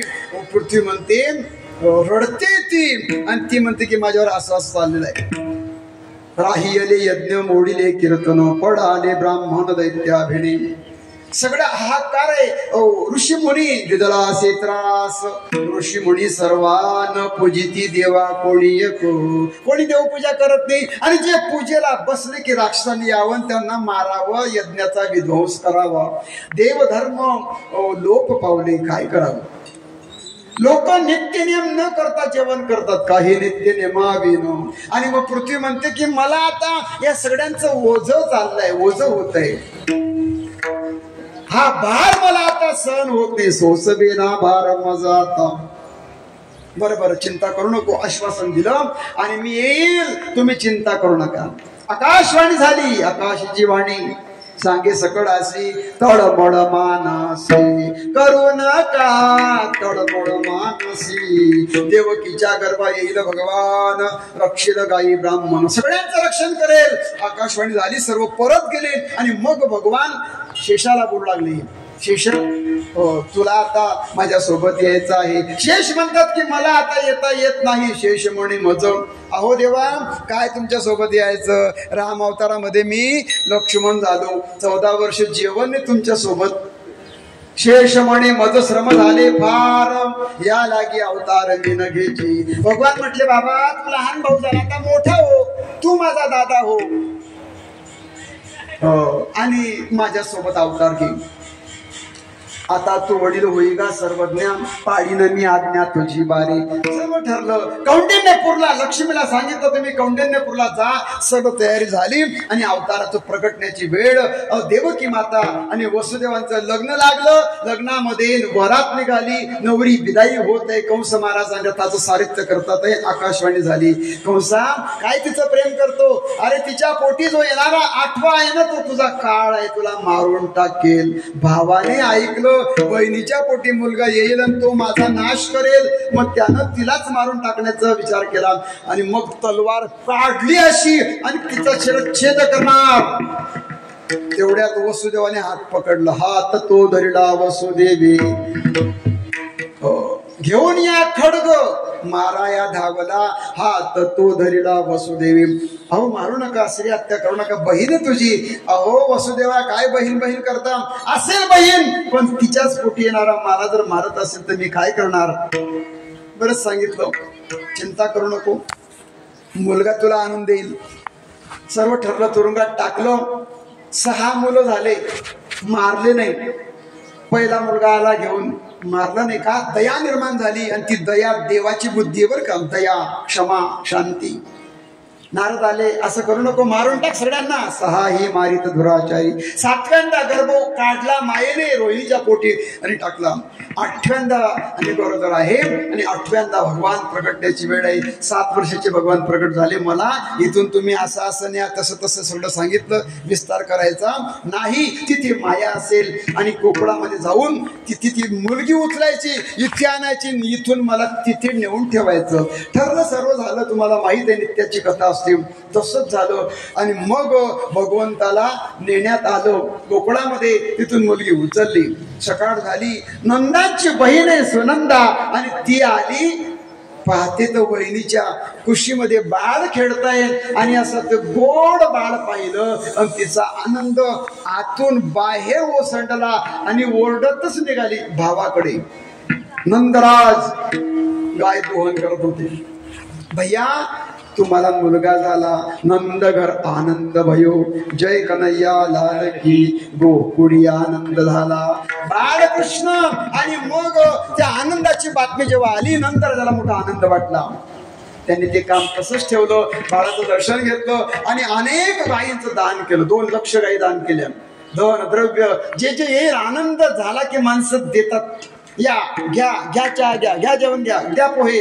ओ नंदाच्या घरी जेव्हा हा बाळ जन्माला आला, हा हा म्हणता गोकुळामध्ये ती बातमी पोहोचली. सर्व गवळणी, गोपाळ, म्हातारे, वृद्ध, बाळ सगळे आले. भारी भारी कपडे घातले आणि एकच गर्दी झाली.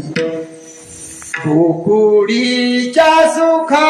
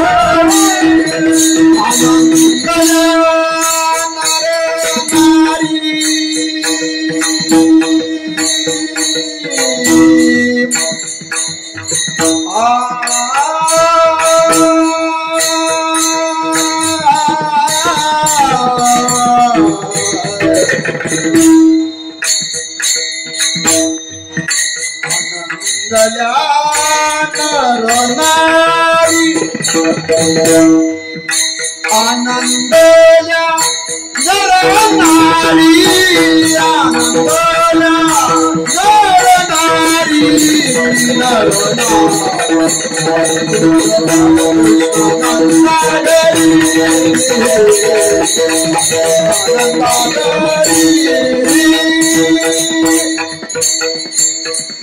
सर्व आनंदित झाले. गोकुळामध्ये घराघरामध्ये लक्ष्मी वास करायला लागली. घराघरामध्ये सुख आहे. घरात ज्या गोकुळामध्ये भगवान आले त्या प्रत्येक घरामध्ये लक्ष्मी आली. लक्ष्मी, पैसा आला, भरभराट झाली. भगवान याच्या अगोदर गोकुळ, हे गोकुळ म्हणजे काय? गोकुळ, गो म्हणजे इंद्रिय आणि जिथे सगळ्या इंद्रियांचा जो संघात आहे त्याला म्हणतात शरीर. याला सुद्धा गोकुळच म्हणतात. पण गोकुळामध्ये सुख केव्हा होईल? भगवंताचं प्रविष्ट झाला. भगवान आपल्या हृदयामध्ये भगवान आले. आपल्या हृदयात भगवान आले म्हणजे काय? आपल्याला कथा आवडायला लागली, कीर्तन आवडायला लागलं, वारीला जाण्याची इच्छा झाली, माळ घालायची इच्छा होते, मांसाहार बंद झाला, दारू बंद झाली. सर्व चांगलं चांगलं आमच्या जीवनात जेव्हा व्हायला लागेल ना, समजून जा भगवंताने आपल्यावर कृपा केली बरं का. माझ्या बोलण्याने तुम्ही सुधारणार नाही किंवा तुम्ही माझं ऐकणार नाही. अहो तुकोबाराय, ज्ञानोबारायांचं आपण ऐकलं नाही तर मग मी तर शुल्लक माणूस आहे. कोणाच्याच बोलण्याने कोणावरती परिणाम होत नाही. जर का तुमचा माझा उद्धार व्हावा असं वाटत असेल तर हे देवाच्या मनात यावं लागतं. ज्ञानोबरांनी जर कृपा केली तरच तुमचं कल्याण होणार आहे, नाही तो होणार नाही. कोणत्या बाबाच्या कोणत्या बोवाच्या म्हणण्याने आपलं कल्याण होत नाही. कृपा होण्यासाठी ज्ञानोबरांचीच कृपा व्हावी लागेल. ज्ञानोबराय कृपा करतील ना तरच आपलं बरं होणार आहे. तुम्हाला मला हे जे काही चाललंय ना ही कृपा झाली असं त्याचा संकेत आहे. विठ्ठल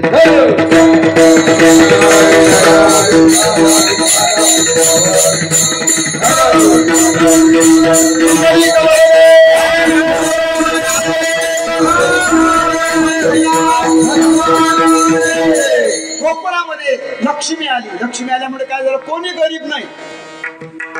कपडे खाणं पिणं सगळं घरामध्ये भरपूर आहे. गाई म्हशी दूध द्यायला लागल्या, नद्या दुथडी भरून वाहायला लागल्या. कोणाला रोग नाही, आजार नाही, आधी नाही, व्याधी नाही. आधी व्याधी काय भानगड आहे? आधी कशाला म्हणतात आणि व्याधी कशाला म्हणतात? व्याधी म्हणजे शरीराचा आजार आहे बरं का. अहो म्हणे ही व्याधी आहे माझ्या पायाला, खाज आहे, खरूज आहे, गचकर, ही व्याधी आहे.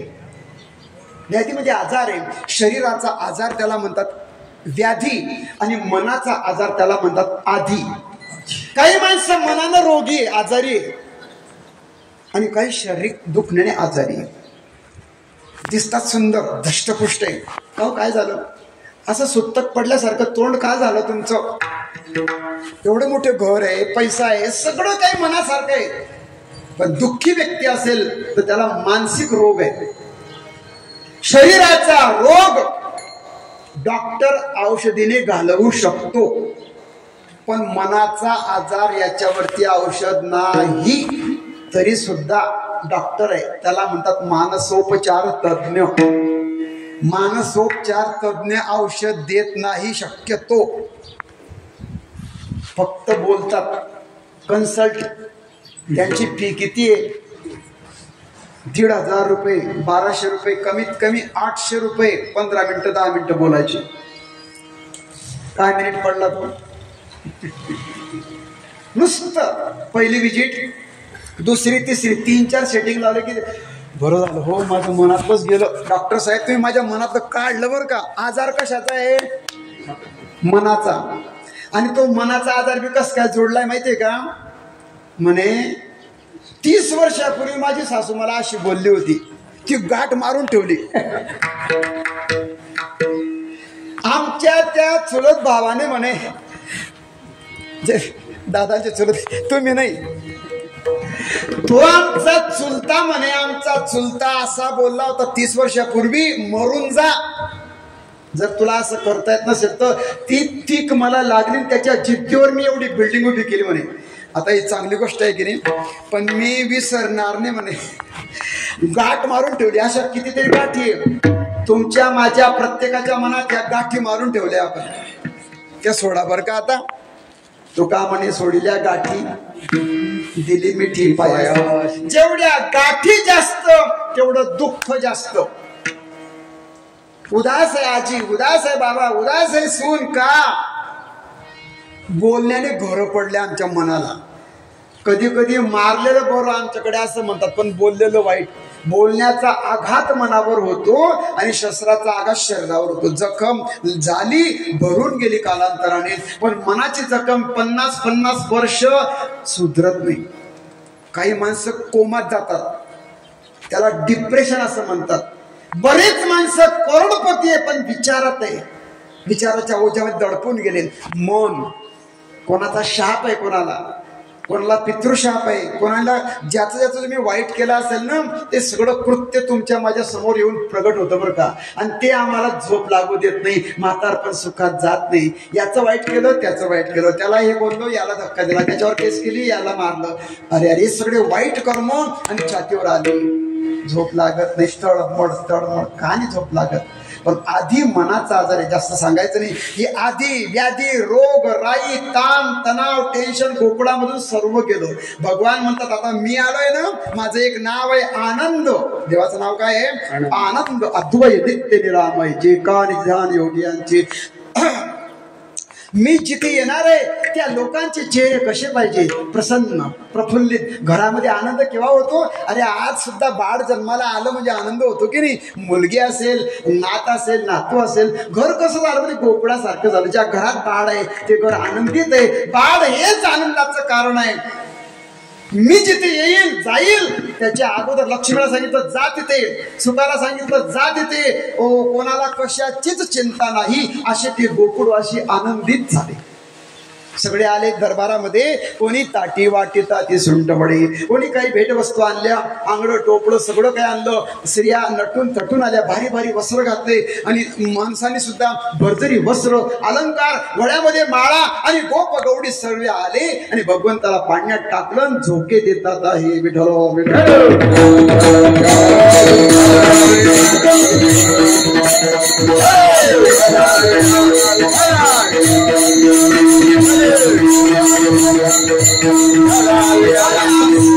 सगळ्यांनी गर्दी केली आणि यशोदा मैया म्हणते अगं त्याची आंघोळ झाली, त्याला तर झोपू दे, जा तुम्ही घरी. त्या गवडणी म्हणतात आता काय घरी जायचं यशोदे? अगं याला पाहण्यासाठी आम्ही काय केलं नाही. आम्ही काय तुला साध्या स्त्रिया वाटलो का? गोकुळातल्या स्त्रिया कोण होत्या? कोणी सुना कोणी सुना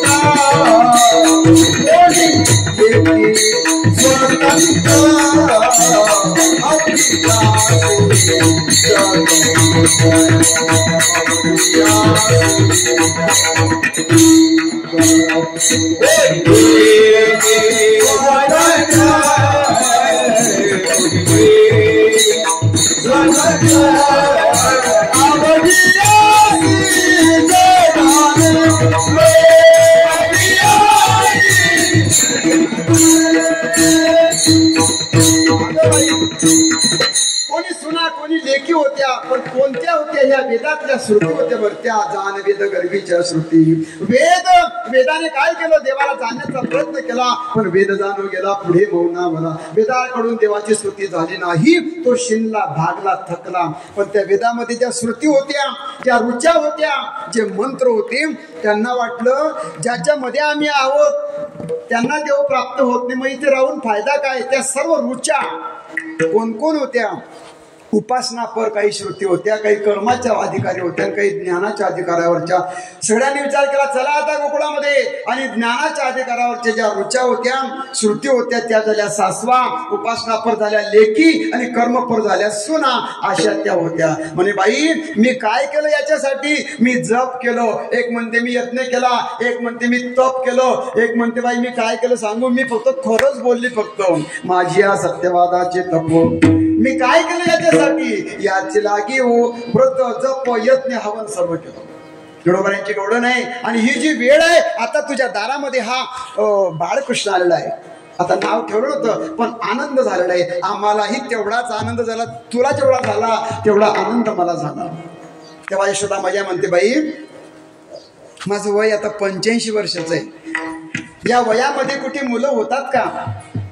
तुम्ही तुमच्याकडे घेऊ नका. आपलं वय फक्त 100 वर्ष आहे, पण द्वापार युगामध्ये 1000 वर्ष जगत होते म्हणून 85 बोललो. माझं वय 85 आहे. या वयामध्ये मुलं होत नाही, पण तुमच्या सगळ्यांच्या व्रत वैकल्याने, तुमच्या सगळ्यांच्या देवधर्माने माझ्या घरी बाळ जन्माला आला. आपल्या घरी जो आनंद होतो ना, तो इतरांच्या शुभेच्छांनी होतो. शुभाशा वासना, शुभाशा इच्छा.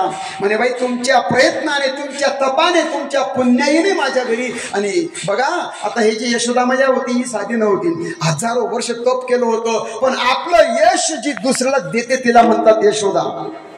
यशोदा यश देणारी. नंद शब्दाचा अर्थ आहे जो आनंद, स्वतः आनंद रूप आहे, त्यांना म्हणतात नंद. विठ्ठल विठ्ठल. हे सर्व केलं पण तुमच्या पुण्याईनच माझ्या घरी आनंद झाला. मग प्रत्येकाने आपलं, मग ही जी वेळ आता आमच्या हातात आली, धन्य हे आनंदाची सापडली. जेने भेटले संत कृपाळं संतांच्या देवाच्या कृपेनं आज देवाचीच भेट झाली. आणि आता काय करावं, सगळेजण पाहायला आले. प्रत्येकाला वाटतं की देवालाच पाहत राहावं. तेव्हा देवाने कमाल काय केली माहितीये का, जेवढे म्हणून आले होते देवाने काय केलं, त्यांचे सगळ्याचे चित्त काय केले, असे वेधून घेतले. देवाला पाहिलं, देव कसा होता, सावळा देखिला नंदाचा, सावळा देखिला नंदाचा,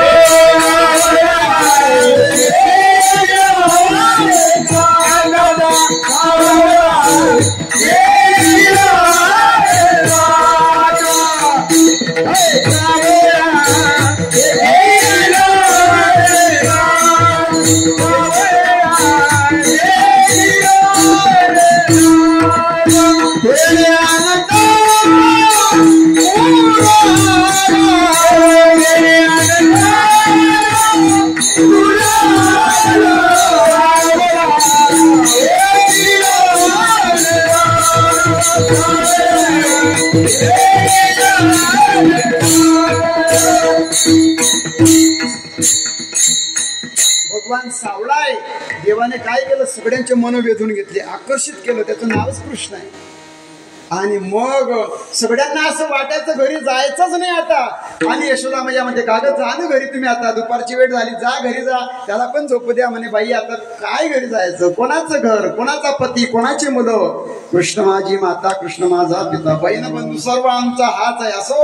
आणि भगवंताला झोपवलं. का नंतर काय झालं, पुतना मावशी आली. तिकडे काय घडलं, कंसाच्या दरबारामध्ये अनंत चिंता निर्माण झाली. का, जी माया घेऊन गेले होते तिला आपटणार. तिने सांगितलं तुझा काळ जन्माला आलेला आहे. तिथून त्यांना चिंता निर्माण झाली. मग पुतण्याला पाठवलं, एका ब्राह्मणाला पाठवलं. हो, आणि त्यांची फजिती झाली. गर्गाचार्य आले आणि त्यांनी नाव ठेवलं, हा आकर्षित करतो म्हणून याचं नाव आम्ही कृष्ण ठेवतो. आणि हा बलामध्ये बलवान असेल याचं नाव आम्ही राम ठेवतो. बलात आदित्य म्हणून बलराम त्याला लोक म्हणतील आणि याचं नाव कृष्ण ठेवतो. हे झाले रामकृष्ण, कृष्ण आणि बलराम. आणि मग भगवान, आता पटकन वेळ चालली पुढे, आता भगवान असे एका काणीवर झाले, पालथे पडायला लागले. भगवान 2-3 महिने झाले पालथे पडले की मग त्यांचा वाढदिवस व्हायचा बरं का. वाराने वाढदिवस, महिन्याने वाढदिवस, तिथीने वाढदिवस, एवढा आनंद, एवढा आणा केक कापा. आनंद झाला की केक बस, काही जरी झाला. आता तर असं होऊन गेलंय, थोडस बी काही आनंद, आणा केक, काही घेणं नाही, काही लग्न जमलं, आणा केक. इथे असा आनंद. आणि मग भगवान पालथे पडायला लागले, हंबा हंबा करायला लागले. एक गुडघं टेकायचा फक्त, तडबे तळा हात टेकितो, डाव्या गुडघ्याने रांगतो. हात का टेकला, एकच मिनिटात सांगतो. हात का टेकला, पृथ्वी आली होती माझ्यावर, असं झालं तसं झालं. आता तिला सांगितलं, आशीर्वाद दिला देवाने. हात टेकला म्हणजे काय केलं, पृथ्वीला सांगितलं घाबरू नको, आता मी आलोय. तुला ज्यांनी ज्यांनी त्रास दिला ना, आता मी आलोय, माझा आशीर्वाद. हे भूमाते, हे पृथ्वी, तूच आली होती ना मला बोलवायला, आता मी आलोय बरं का. हा जो मी रांगतोय ना, हा मी तोच आहे ज्याला तू बोलवत होती. म्हणून हात ठेवला, विठ्ठल. भगवान आले. आता ते उभे राहायला लागले, हालतात आहे, डोलतात आहे, हात धरून धरून चालायला लागले. पायामध्ये घुंगूर वाळे, छुन छुन छुन. त्यांची वेदिका ते बूट घातले, चू चू चू चू, पूर्ण गलीमध्ये फिरतो. जसा जसा आवाज येतो ना तसे तसे जरा आनंद वाटतो, चू चू चू. आता ते वाजणारे बूट आहे, पण आता तेव्हा तसं नव्हतं, घुंगुरांचे पायामध्ये नेपूर राहत होते. आणि त्या आवाजात भगवान लीला करायचे. भगवंताच्या कमरेला काहीच राहत नव्हतं बरं का. आता आमचे मुलं काय घालतात तुम्ही, ते हगीच एकदा घातलं की 12 तास काढायचंच नाही. जबलपूर जायचंय आम्हाला, जबलपूरला. आमचे तात्या जबलपूर चालले, 18 तासाचा प्रवास आहे. आणि त्या वेदिकाला न्यायचंय. असं गंमत करू आपण फक्त. मग ते पोरगी काय करते माहितीये का, कोणी ती शीन सू हे ते इथून पॅक करते, जबलपूरलाच काढते. 18 तास पॅक. काय झालं, स्किन प्रॉब्लेम होता बरं का, उन्हाळ्याचं करू नका ते. 10 वर्ष भोंगडे फिरायचे आम्ही, आणि म्हणजे तो काळ होता हवेशीर काम. पण आता 1 वर्षाच्या मुलाला निकर, त्याच्यावरती पॅन्ट, त्याच्यावरती शॉर्ट, बरमुडा, काय चाललंय. मोकळो त्या मुलाला बाळाला काही राहू देत नाही. भगवंताच्या कमरेला फक्त करदोळा असायचा बस. आता भगवान तसे पण सुंदर दिसायचे. अरे आपल्या घरातलं बाळ बघा ना, नागडं उघडं किती मस्त वाटतं, पण त्याला कोणी नागर राहूच देत नाही. फिरू द्या, मातीमध्ये जाऊ द्या. कॅल्शियम असतं मातीमध्ये. मातीचे पाय भरले पाहिजे, मातीमध्ये पडला पाहिजे, तोंडात माती घातली पाहिजे. पण जास्त माती खाणं चांगलं नाही बरं का. नंतर लोक माती खातात, तो विषय वेगळा आहे. पण लहानपणी माती खाल्ली पाहिजे. चाललं घड्याळ पुढे. आता भगवान उभे राहायला लागले. आता मी पटकन त्यांना गल्लीत आणतो. आणि भगवान पायऱ्या उतरून गल्लीत आले. गल्लीत आले आणि काही मुलं होते दूर अशी. त्यांनी पाहिलं, अरे देवा असा कसा, देव तर नाहीच आहे, हा कोण बाळ असेल. या गोकुळामध्ये असा मुलगाच आम्ही पाहिला नाही. कसं काय आहे. सगळ्यांसारखा रंग देवाचा नव्हता. देवाचा रंग होता आकाशासारखा होता. मेघश्याम वर्ण भगवंताचा आहे. मग त्यांना नवल वाटलं. गवडणी मुलं बाळ सगळ्यांना अप्रूप वाटायचं की याचा रंग असा कसा, असा कसा, असा कसा, असा कसा, नाक मारून असा कसा, असं कसं देवाचा देव देव. पाहिला. अरे काय छापटा देव याचा रंग वेगळा, याचं नाव पण असं वाकडं तिकडं आहे. 2-3 नावं जोड. कृष्ण, राम सरळ आहे, कृष्ण. आता 2 अवतार बघा, राम अवतार आणि कृष्ण अवतार जवळजवळ आहे. पण एक आहे दुपारी दिवसा, एक आहे रात्री 12 वाजता. एक आहे उन्हाळ्यात, दुसरा आहे पावसाळ्यात. एक आहे नद्या वाहतात आहे, यांच्या नद्या कोरड्या कासत आहे. एक सूर्यवंशामध्ये, एक चंद्रवंशामध्ये.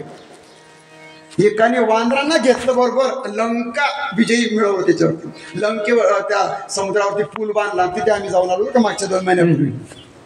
गंगासागरला कुठे होते आपण, रामेश्वरला.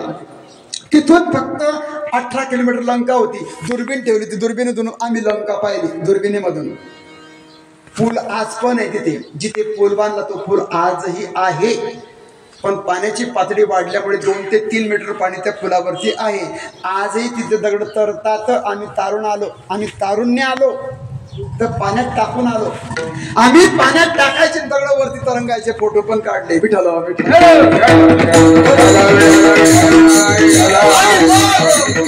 या वानरांना बरोबर घेतलं आणि ते वानरांकडून रावणाचा नाश झाला. सर्व काही झालं. सीता माता आली अयोध्येमध्ये, सगळे बसले. बक्षीस समारंभ झाला. आणि मग प्रभू रामांना वाटलं यांना आपण भोजन दिलं पाहिजे. पार्टी.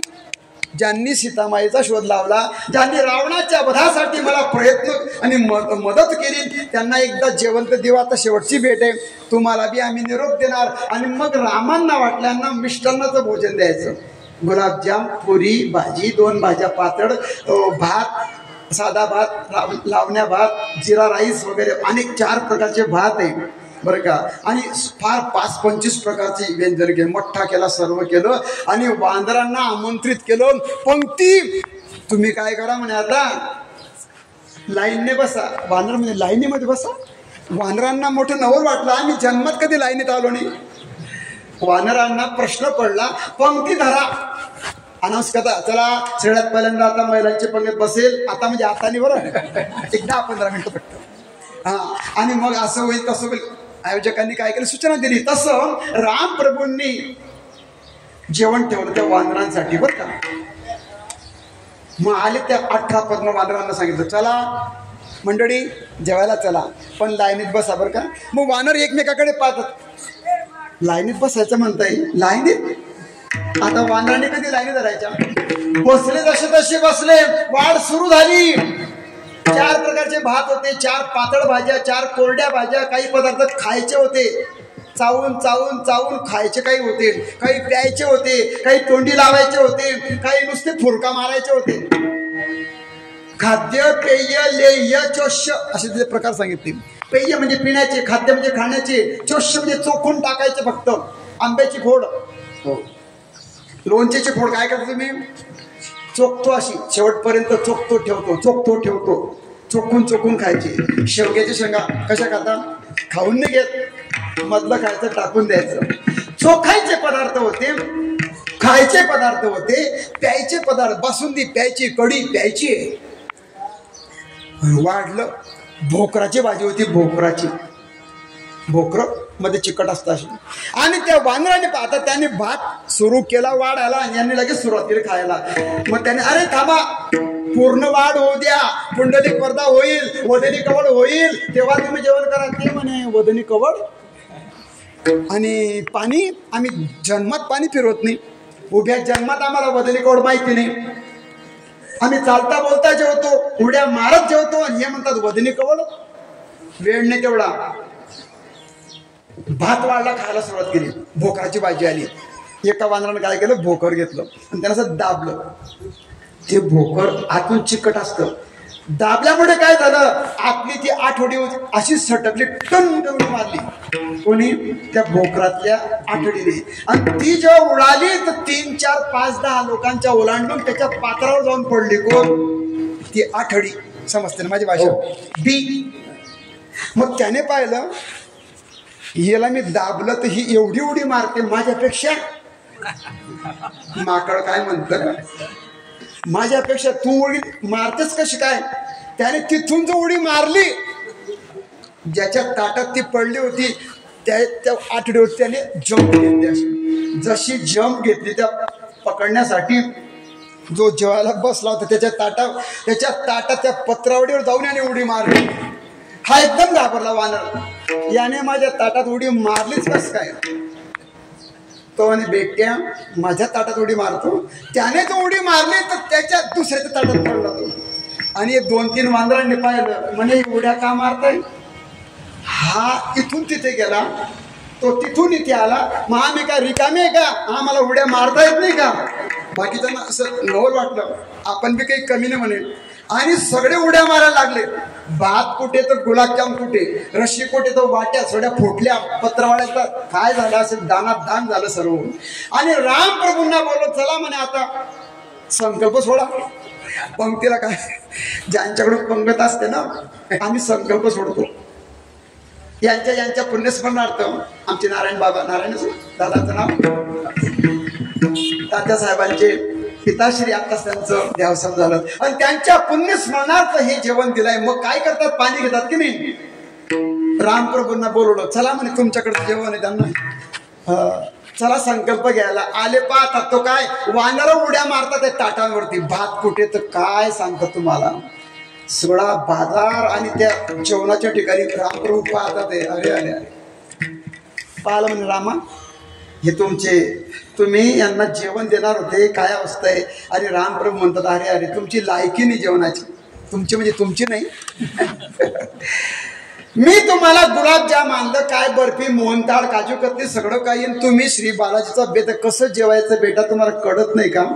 अरे अरे तुमची पात्रता आणि योग्य तुमचं प्रारब्ध नाहीये, तुम्हाला वळण नाही. तुम्ही या जन्मामध्ये हे खाण्याच्या अधिकारी नाही. पण मी तुम्हाला, मग वानर म्हणतात, अहो तुम्ही आम्हाला बोलवलं, आता हे आमचं असंच आहे, तुम्ही अधिकारी नाही, मग अधिकारी व्हावं लागेल. पण तुम्ही वारे अधिकारी, यासे हरी देईल. आणि मग म्हणे पुढचा जन्म तुम्ही माझ्यासोबत अवतार मी घेईल ना, मी कृष्ण होईल, तुम्ही गोपाळ व्हाल. मग तेव्हा मी तुम्हाला काय करेल, पोटभर देईल. आणि म्हणून त्या सगळ्यांना बोलवलं आणि सांगितलं, नावगाव विचारले, पेद्या, वाकड्या, वडच्या, सुदामा, मधुमंगल, तुम्ही कोण, काय सर्व झालं. म्हणाले असेच कसे, म्हणे असेच आहे मी, बारके बारके. काय करतात तुम्ही, म्हणे आम्हाला खायला काही मिळत नाही, आई काही देत नाही, मी तुम्हाला देतो, चिंता करू नका, आज देतो पोटभरी. राम जन्माच्या अवतारामध्ये तुम्हाला मी दिलं, पण तुमचे लायकी नसल्यामुळे तुम्ही खाऊ शकले नाही. पण आता तुम्हाला मी पोटभर देईल. पण तुम्ही काय करा, याल तरी या रे लागे,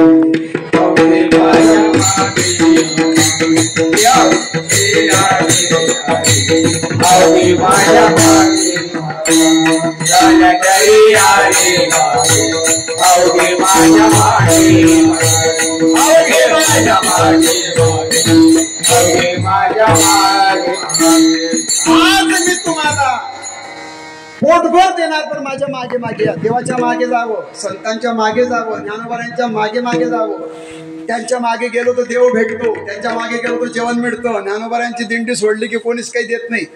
पुण्याहून काय काय खातो आम्ही, पुणे, अरे ट्रकाच्या ट्रकात बिसलेल्या बाटल्या फुकट, कोणी घोंगड्या वाटतं तर कोणी बामच्या बाटल्या वाटतं, ट्रक भर बामची वाटते, हॉट बॉम्ब. आम्ही बी एवढे आगाऊ, एक बाटली घेतली ना, अशा बाजूला जातो, पिशीत ठेवतो, लगेच नंबर लावतो, मग तू थांब मी जातो. 3-3, 4-4 बाटल्या बिस्किटचे पुढे किती आणावे, पोतडी भरली, माझी नाही. अरे पुणेकर तुम्ही एवढे वाटत, पुणे तेथे काय होणे, आमचे ते दादा म्हणतात संजय महाराज, पुणे तेथे काय होणे. पाणी फुकट, बिस्किट फुकट, केळं. याचे खालचे आयटम झाले. सफरचंद शिमला. सफरचंदवाले बी मोठे हुशार आहे. ते काय करतात माहितीये का, दिंडी बघतात अशी 10 किलोच्या 5-5 किलोच्या बॅगा असतात सफरचंदाच्या, एकदम 1 नंबर माल. आणि विणेकरी त्या जो दिंडीचा विणेकरी असतो ना त्याच्या हातात देतात. तुम्ही आणि तुमची सगळी मंडळी यांना वाटून द्या बरं का, कारण वाटायला गेलं तर आम्ही भजन सोडतो आणा. अरे आणि मग आमच्या दिंडीचा दंडक आहे, कोणाच्या जवळ हात पसरून जायचं नाही. आणलं कोणी तर घ्यायचं. मध्ये विणेकरीच्या हातात ती पिशवी दिली जाते. सफरचंद वाटले. एकाने काय केलं, रगा होत्या पांघरायच्या त्या मऊ अशा 5 आल्या त्या पण विनेकरात दिल्या. मग 5 जे खरोखर वारकरी गरजू आहे, गरीब आहे, त्यांना त्या वाटायचं. सांगायचा मुद्दा काय, इतकं मिळतं फुकटाचं. विठ्ठल विठ्ठल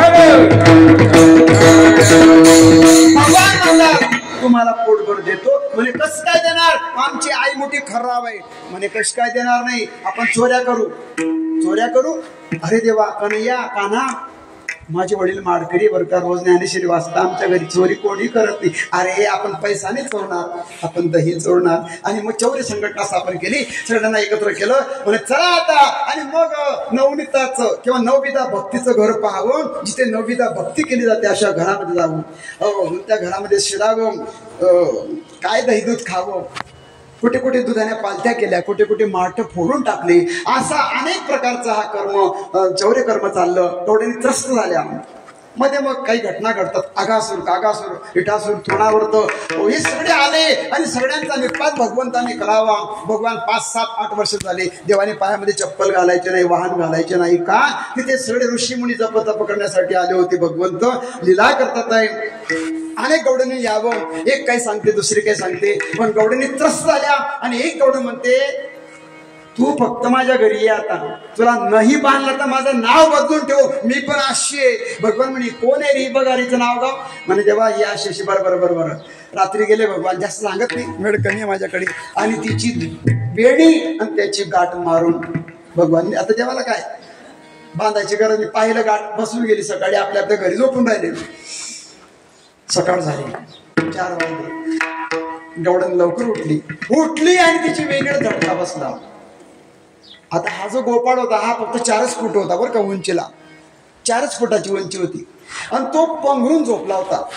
त्याने काय केलं होतं माहितीये का, तिची ब्लँकेट होती पंघरायची, ती पायाला दाबून अशी ताणून डोक्या खालून असा मस्त पॅक झोपला होता. आणि त्याची दाढी होती 1-1.5 फुटाची. आणि त्या स्त्रीची वेणी त्याच्या त्या ब्लँकेटच्या खालून दाढीला गाठ मारली होती. जशी ती उठली त्याची दाढी एकदम झटका बसला. आणि तो तर उठलाच ना. काही लाज वाटते का, मी तुम्हाला म्हणत आहे. अहो तुम्हाला या वयामध्ये काही शोभतं का, अहो म्हणे तुम्हाला काही शोभतं का, तुम्ही कुशाल दाढीला माझी वेणी बांधून ठेवली. म्हणे मी बांधली नाही, मी झोपलो तर उठलो नाही अजून, कशी काय मी बांधेल, मला काही डोकं नाही का, काय करायचं. ती त्याला काही बोलते, ही काही बोलते. म्हणे आता झालं ते झालं, मग सोडा. आता सोडा. लाईन गेली होती, कीर्तन लेट का झालं, आम्ही वाट पाहतोय. आता म्हटलं जाऊ द्या, करा सुरू. इथे पण लाईट गेली होती, नेमकी गाठ मारली, अंधार, लाईट गेली, दिसत नाही. मिनमिनतात तेव्हा ते म्हणे मग चला ना, काय ते बघा चिमणी कंदील काहीतरी बघा. म्हणे आगपेटी कुठे असेल, मला मी कसं काय जाणार एकटी, तुम्ही पण चला. गाठ मारली, ती आगपेटी पाहण्यासाठी थोडं घर फिरले 2 जण. आता अंधारात काही वस्तू सापडत नाही, पेटी सापडली तर ते कंदील चिमणी जे असेल दिवा सापडला, तो पेटवला, पाहतो तो गाठ म्हणे सोडा, उमजत नाही. चष्मा कुठे होता तो सापडला नाही, गाठ सोडायचा प्रयत्न केला, सुटली नाही.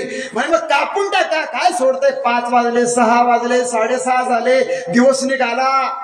लोक म्हणायचे हे 4 वाजता उठत होते, का बरं झोपले असतील, उठत असतील. बरं, कापायला गेले कापत नाही, तोडायला गेले तुटत नाही, गाठाळायला गेले जडत नाही, सुटायला गेले सुटत नाही. तोपर्यंत 8 वाजले. एवढा मोठा सूर्यवरती आला. मग शेजारचे दार वाजतात, 5-25 स्त्रिया, 10-5 गोपाळ आले. हो शामभाऊ उठा. अरे हा हो, उठले नाही का अजून, कसं काय. म्हणे उठलो, हो केव्हाचे उठलोय. मग दार उघडा. त्याचीच तर लाज वाटते आम्हाला. जसं तसं ठोक ठाक करून दार उघड. आता ते म्हणे तुम्ही उघडा, तो म्हणे तू उघड. म्हणे आपल्याला दोघांना जावं लागणार आहे कारण बांधून ठेवलंय. आले दरवाजाजवळ आणि त्यांनी फटाड बाजूला केलं, दार उघडलं आणि यांचं ते अवतार बघितला. मग लोक म्हणे तुम्हाला काही वाटतं काही? त्यांना कोणी बोलूच देत नव्हतं. अरे म्हणे काय काय बोललं का, भयाला शब्द का तुम्हाला वगैरे वगैरे वगैरे सर्व झालं. अहो म्हणे दादा आम्ही नाही मारली बाबा ही गाठ. म्हणे मग कोणी मारली? संशय सुरू झाला. स्त्रिया आल्या, तर्क वितर्क कुतर्क, कसं झालं काय, असं कधी घडलेलं नाही. मग एक गवडं म्हणे का ग तुला एक विचारू. त्या गवडीने विचारलं म्हणे तू काही काल कोणाला बोलली होती का? आणि मग गवडीला वाटलं हो हो हो हो, तुझे काही कोणाशी वाद झाले होते का, काही संशय आहे का तुझा? म्हणे बाई काल मी त्या कन्हैयाला बोलली होती फक्त की तुला मी बांधेल म्हणजे बांधेल. हा बस बस बस, आता काही बोल नको. तर हे सर्व कारस्थान त्या कृष्णाचे. का बोलली? म्हणे मला काय माहिती असं होणार आहे. म्हणे आता झालं ते झालं, त्याला बोलवा आणि पटकन सोडा. गया वया करायला लागली आणि भगवंताला बोलायला एक गवडण गेली. म्हणे यशोदा मैयाच्या जवळ भगवान बसले होते. म्हणे आत्याबाई असं असं घडलेलं आहे, तुम्ही यांना पाठवा. कृष्ण म्हणे आपला. अरे मग कृष्ण विचारलं यशोदाबाईने का रे बेटा तू गाठ मारली का? म्हणे आई तुला माहितीये मी तुझ्याजवळ झोपलो होतो, रात्रभर तुझ्याजवळ होतो की नाही, मी गेलो का? म्हणे नाही तू माझ्याजवळच होता. बरं तुला माहितीये ना मला अंधाराची किती भीती वाटते, मी रात्री घराच्या बाहेर पडतो का? अरे मग आई म्हणजे हा माझा लेकरू तो लई घाबरतो अंधाराला. हो त्याला मी बागुलबुवा येईल असं म्हटलं की लगेच शांत झोपून जातो. बागुलबुवाला घाबरतो, तुला तर माहितीये मी किती घाबरट आहे. मी आंध्राला घाबरतो, मी बागुलबुवाला घाबरतो. हो रे म्हणे तू खूपच घाबरट आहे. बरं बरं बरं म्हणे चला आता जा म्हणे कृष्णाचे बेटा सोडून दे, कोणाचं वाईट करू नये. आई म्हणे तू खूप भोडी आहे, गरज कोणाची आहे? त्यांची. गाठ कोण सोडायची आहे? त्यांना. मग मी कशाला जाऊ तिथे? डॉक्टरच्या घरी आपण जायचं का डॉक्टरला घरी बोलवायचं? ज्याची गरज पडेल तो येतील, मला काही गरज नाही. गवळण गेली, सांगितलं चला म्हणे आता ठीक आहे. व्याधी पिढीला धावे वैद्याच्या घरा, दुःखाच्या परिहारा आपल्या. आणि सगळे गेले. आता गेले तर गेले दोघ जण. आता गोपाळ होता मागे आणि गवडण होती पुढे. गवडण होती 6 फूट, गोपाळ होता 4 फूट. आता उंच बाईची वेणी अशी लांब, पण तरी सुद्धा त्याची दाढी अशी आणि असं चालायचं. आता गोपाळ छोटा. आता नवरी पुढे असतं का नवरदेव मागे असतो? दोन्ही चुकीचं बोललो मी. नवरी पुढे असते का नवरदेव मागे असतो? अरे नवरदेव मागे बी नसतो, नवरी पुढे बी नसते. ठीक आहे ठीक आहे ठीक आहे. आणि चालले रस्त्याने, गल्लीतून या गल्लीतून त्या गल्लीत, त्या गल्लीतून त्या गल्लीत. आणि काही मुलं खेळत होते, छोटे छोटे मुलं. त्यांनी पाहिलं गर्दी कशाची येते. आता मुलांना 10, 9, 5, 7 वर्षाची मुलं होते. त्यांनी पाहिलं कोणीतरी नवरदेव नवरी वाटतात हे, पण एवढे जुने जुने कसं काय, दाढी तर पिकलेली वाटते. हे तर्क चालला मुलांचा, हे काही नवरदेव नवरी वाटत. पण ठीक आहे असेल म्हणे. बरं म्हणे का रे मधुमंगल, हे जर नवरदेव नवरी असतील मग यांच्या लग्नात बँड का लावला नाही? बरं बँड लावला पाहिजे की नाही? जर काही यांची वरात असेल तर बँड लावला पाहिजे. मग एक गोपाळ म्हणे अरे ते गरीब असतील म्हणे, गरिबीमुळे बँड काही लावू शकत नाही. आता अर्धा लाखाचा बँड आहे आमच्याकडे, 2 लाखाचा बँड आहे बरं का. 1 कोटीची गाडी बँडची. तुमच्याकडे आहे मला माहिती नाही. मग ह्यांच्याकडे पैसे नसतील म्हणे, त्यामुळे यांनी बँड काही लावला म्हणे. मग एक गोपाळ म्हणतो म्हणे मग आपला बँड काय कामाचा आहे? मुलं काय म्हणतात म्हणे तो गेला, त्याने ते बाजारातलं जे मृदुंग आणला, एकाने केळीचं पान तोडलं, त्याची पुंगाने तयार केली, पी म्हणे आपला बँड काय कामाचा आहे? गोरगरिबांसाठी आपला बँड आहे. ज्याला कोणीच नसेल त्याला आपला बँड फुकट देऊ. आणि ते आले सगळे गल्लीने येत होते. यांनी काय केलं, याने काही आणलं, त्याने काही मृदुंग आणला, एकाने पुठ्ठा घेतला आणि तो काडीनं वाजवताय, तो पी चालले ना काय. आणि त्या पोरांनी अजून पोरं गोळा केले आणि ओरडत ओरडत निघाले, सगळे वरात निघाली. त्या गवडणीला, त्या गोपाळाला एवढी लाज वाटायला लागली, हा काय तमाशा झाला. अरे अरे अरे होता होता होता आले सर्व, सांगून वेळ घेत नाही. तिथे आले, भगवंताने पाहिलं, कृष्णा सोड म्हणे ही गाठ. म्हणे तू तर मला म्हणत होते म्हणे काकू कालच्या दिवशी तुला मी बांधेल, पण तुला देवाने बांधलं की नाही आता बघ म्हणे. लहान मुलांना असं बोलाय. देव काय म्हणतात, तुला देवाने बांधलं. देवच म्हणतो देवाने बांधलं. भगवंता झालं ते झालं, आता एवढं सोडा फक्त. आणि भगवंताने फक्त पाहिलं आणि गाठ सुटली. अशा अनंत खोड्या झाल्या. सगळे कंटाळले. यशोदा मैयामध्ये तुम्ही आता गायी घ्या, रानात जा. आणि सगळ्या गोपाळांना तयार केलं. सर्व गोपाळ, छोटे गोपाळ, छोट्या गायी, छोटे वासरं, आणि ही सर्व मंडळी वनात आली. विठलो विठलो.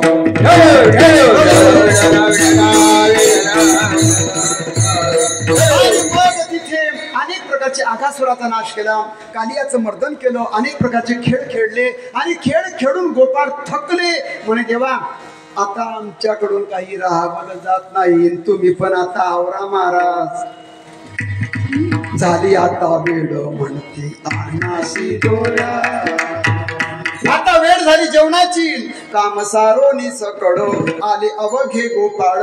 झाली आता वेळ म्हणती अनासी डोळ्या. झाली आता वेळ म्हणती अनासी डोळ्या.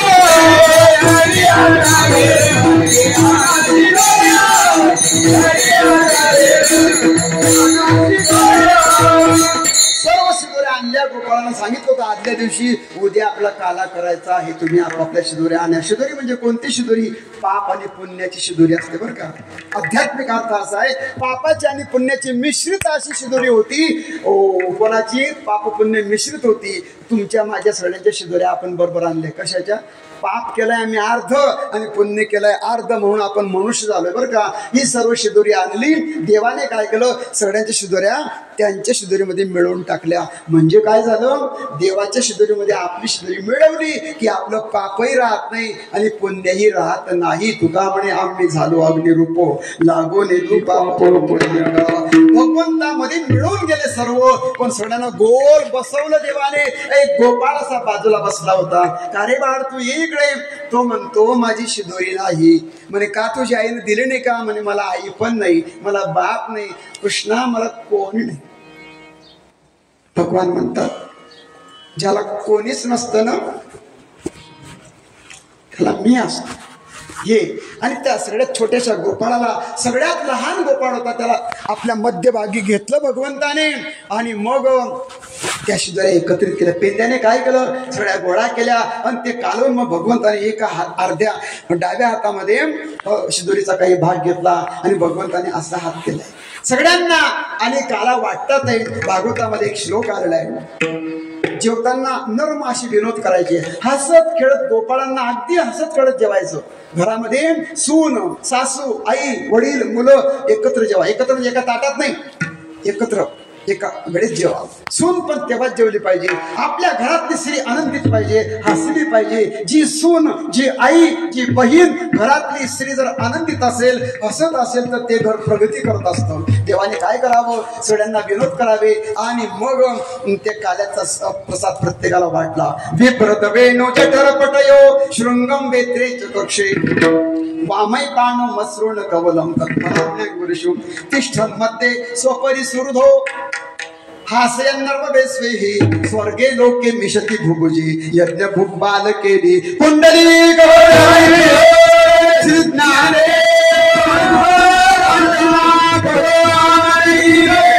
ईश्वर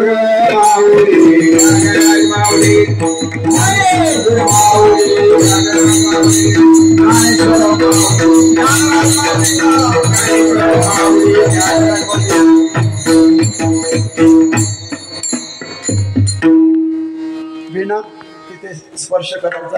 ते काय भांड असेल तिथे आणा, आपलं हंडी फोडायची. भगवान सगळ्यांना एकत्रित करतात. ज्ञानोबा यांचं चिंतन झालं आणि गोपाळांच्या प्रत्येकाच्या मुखात भगवान देतात. शंके लाभियले दुरी, शंके लाभियले दुरी हो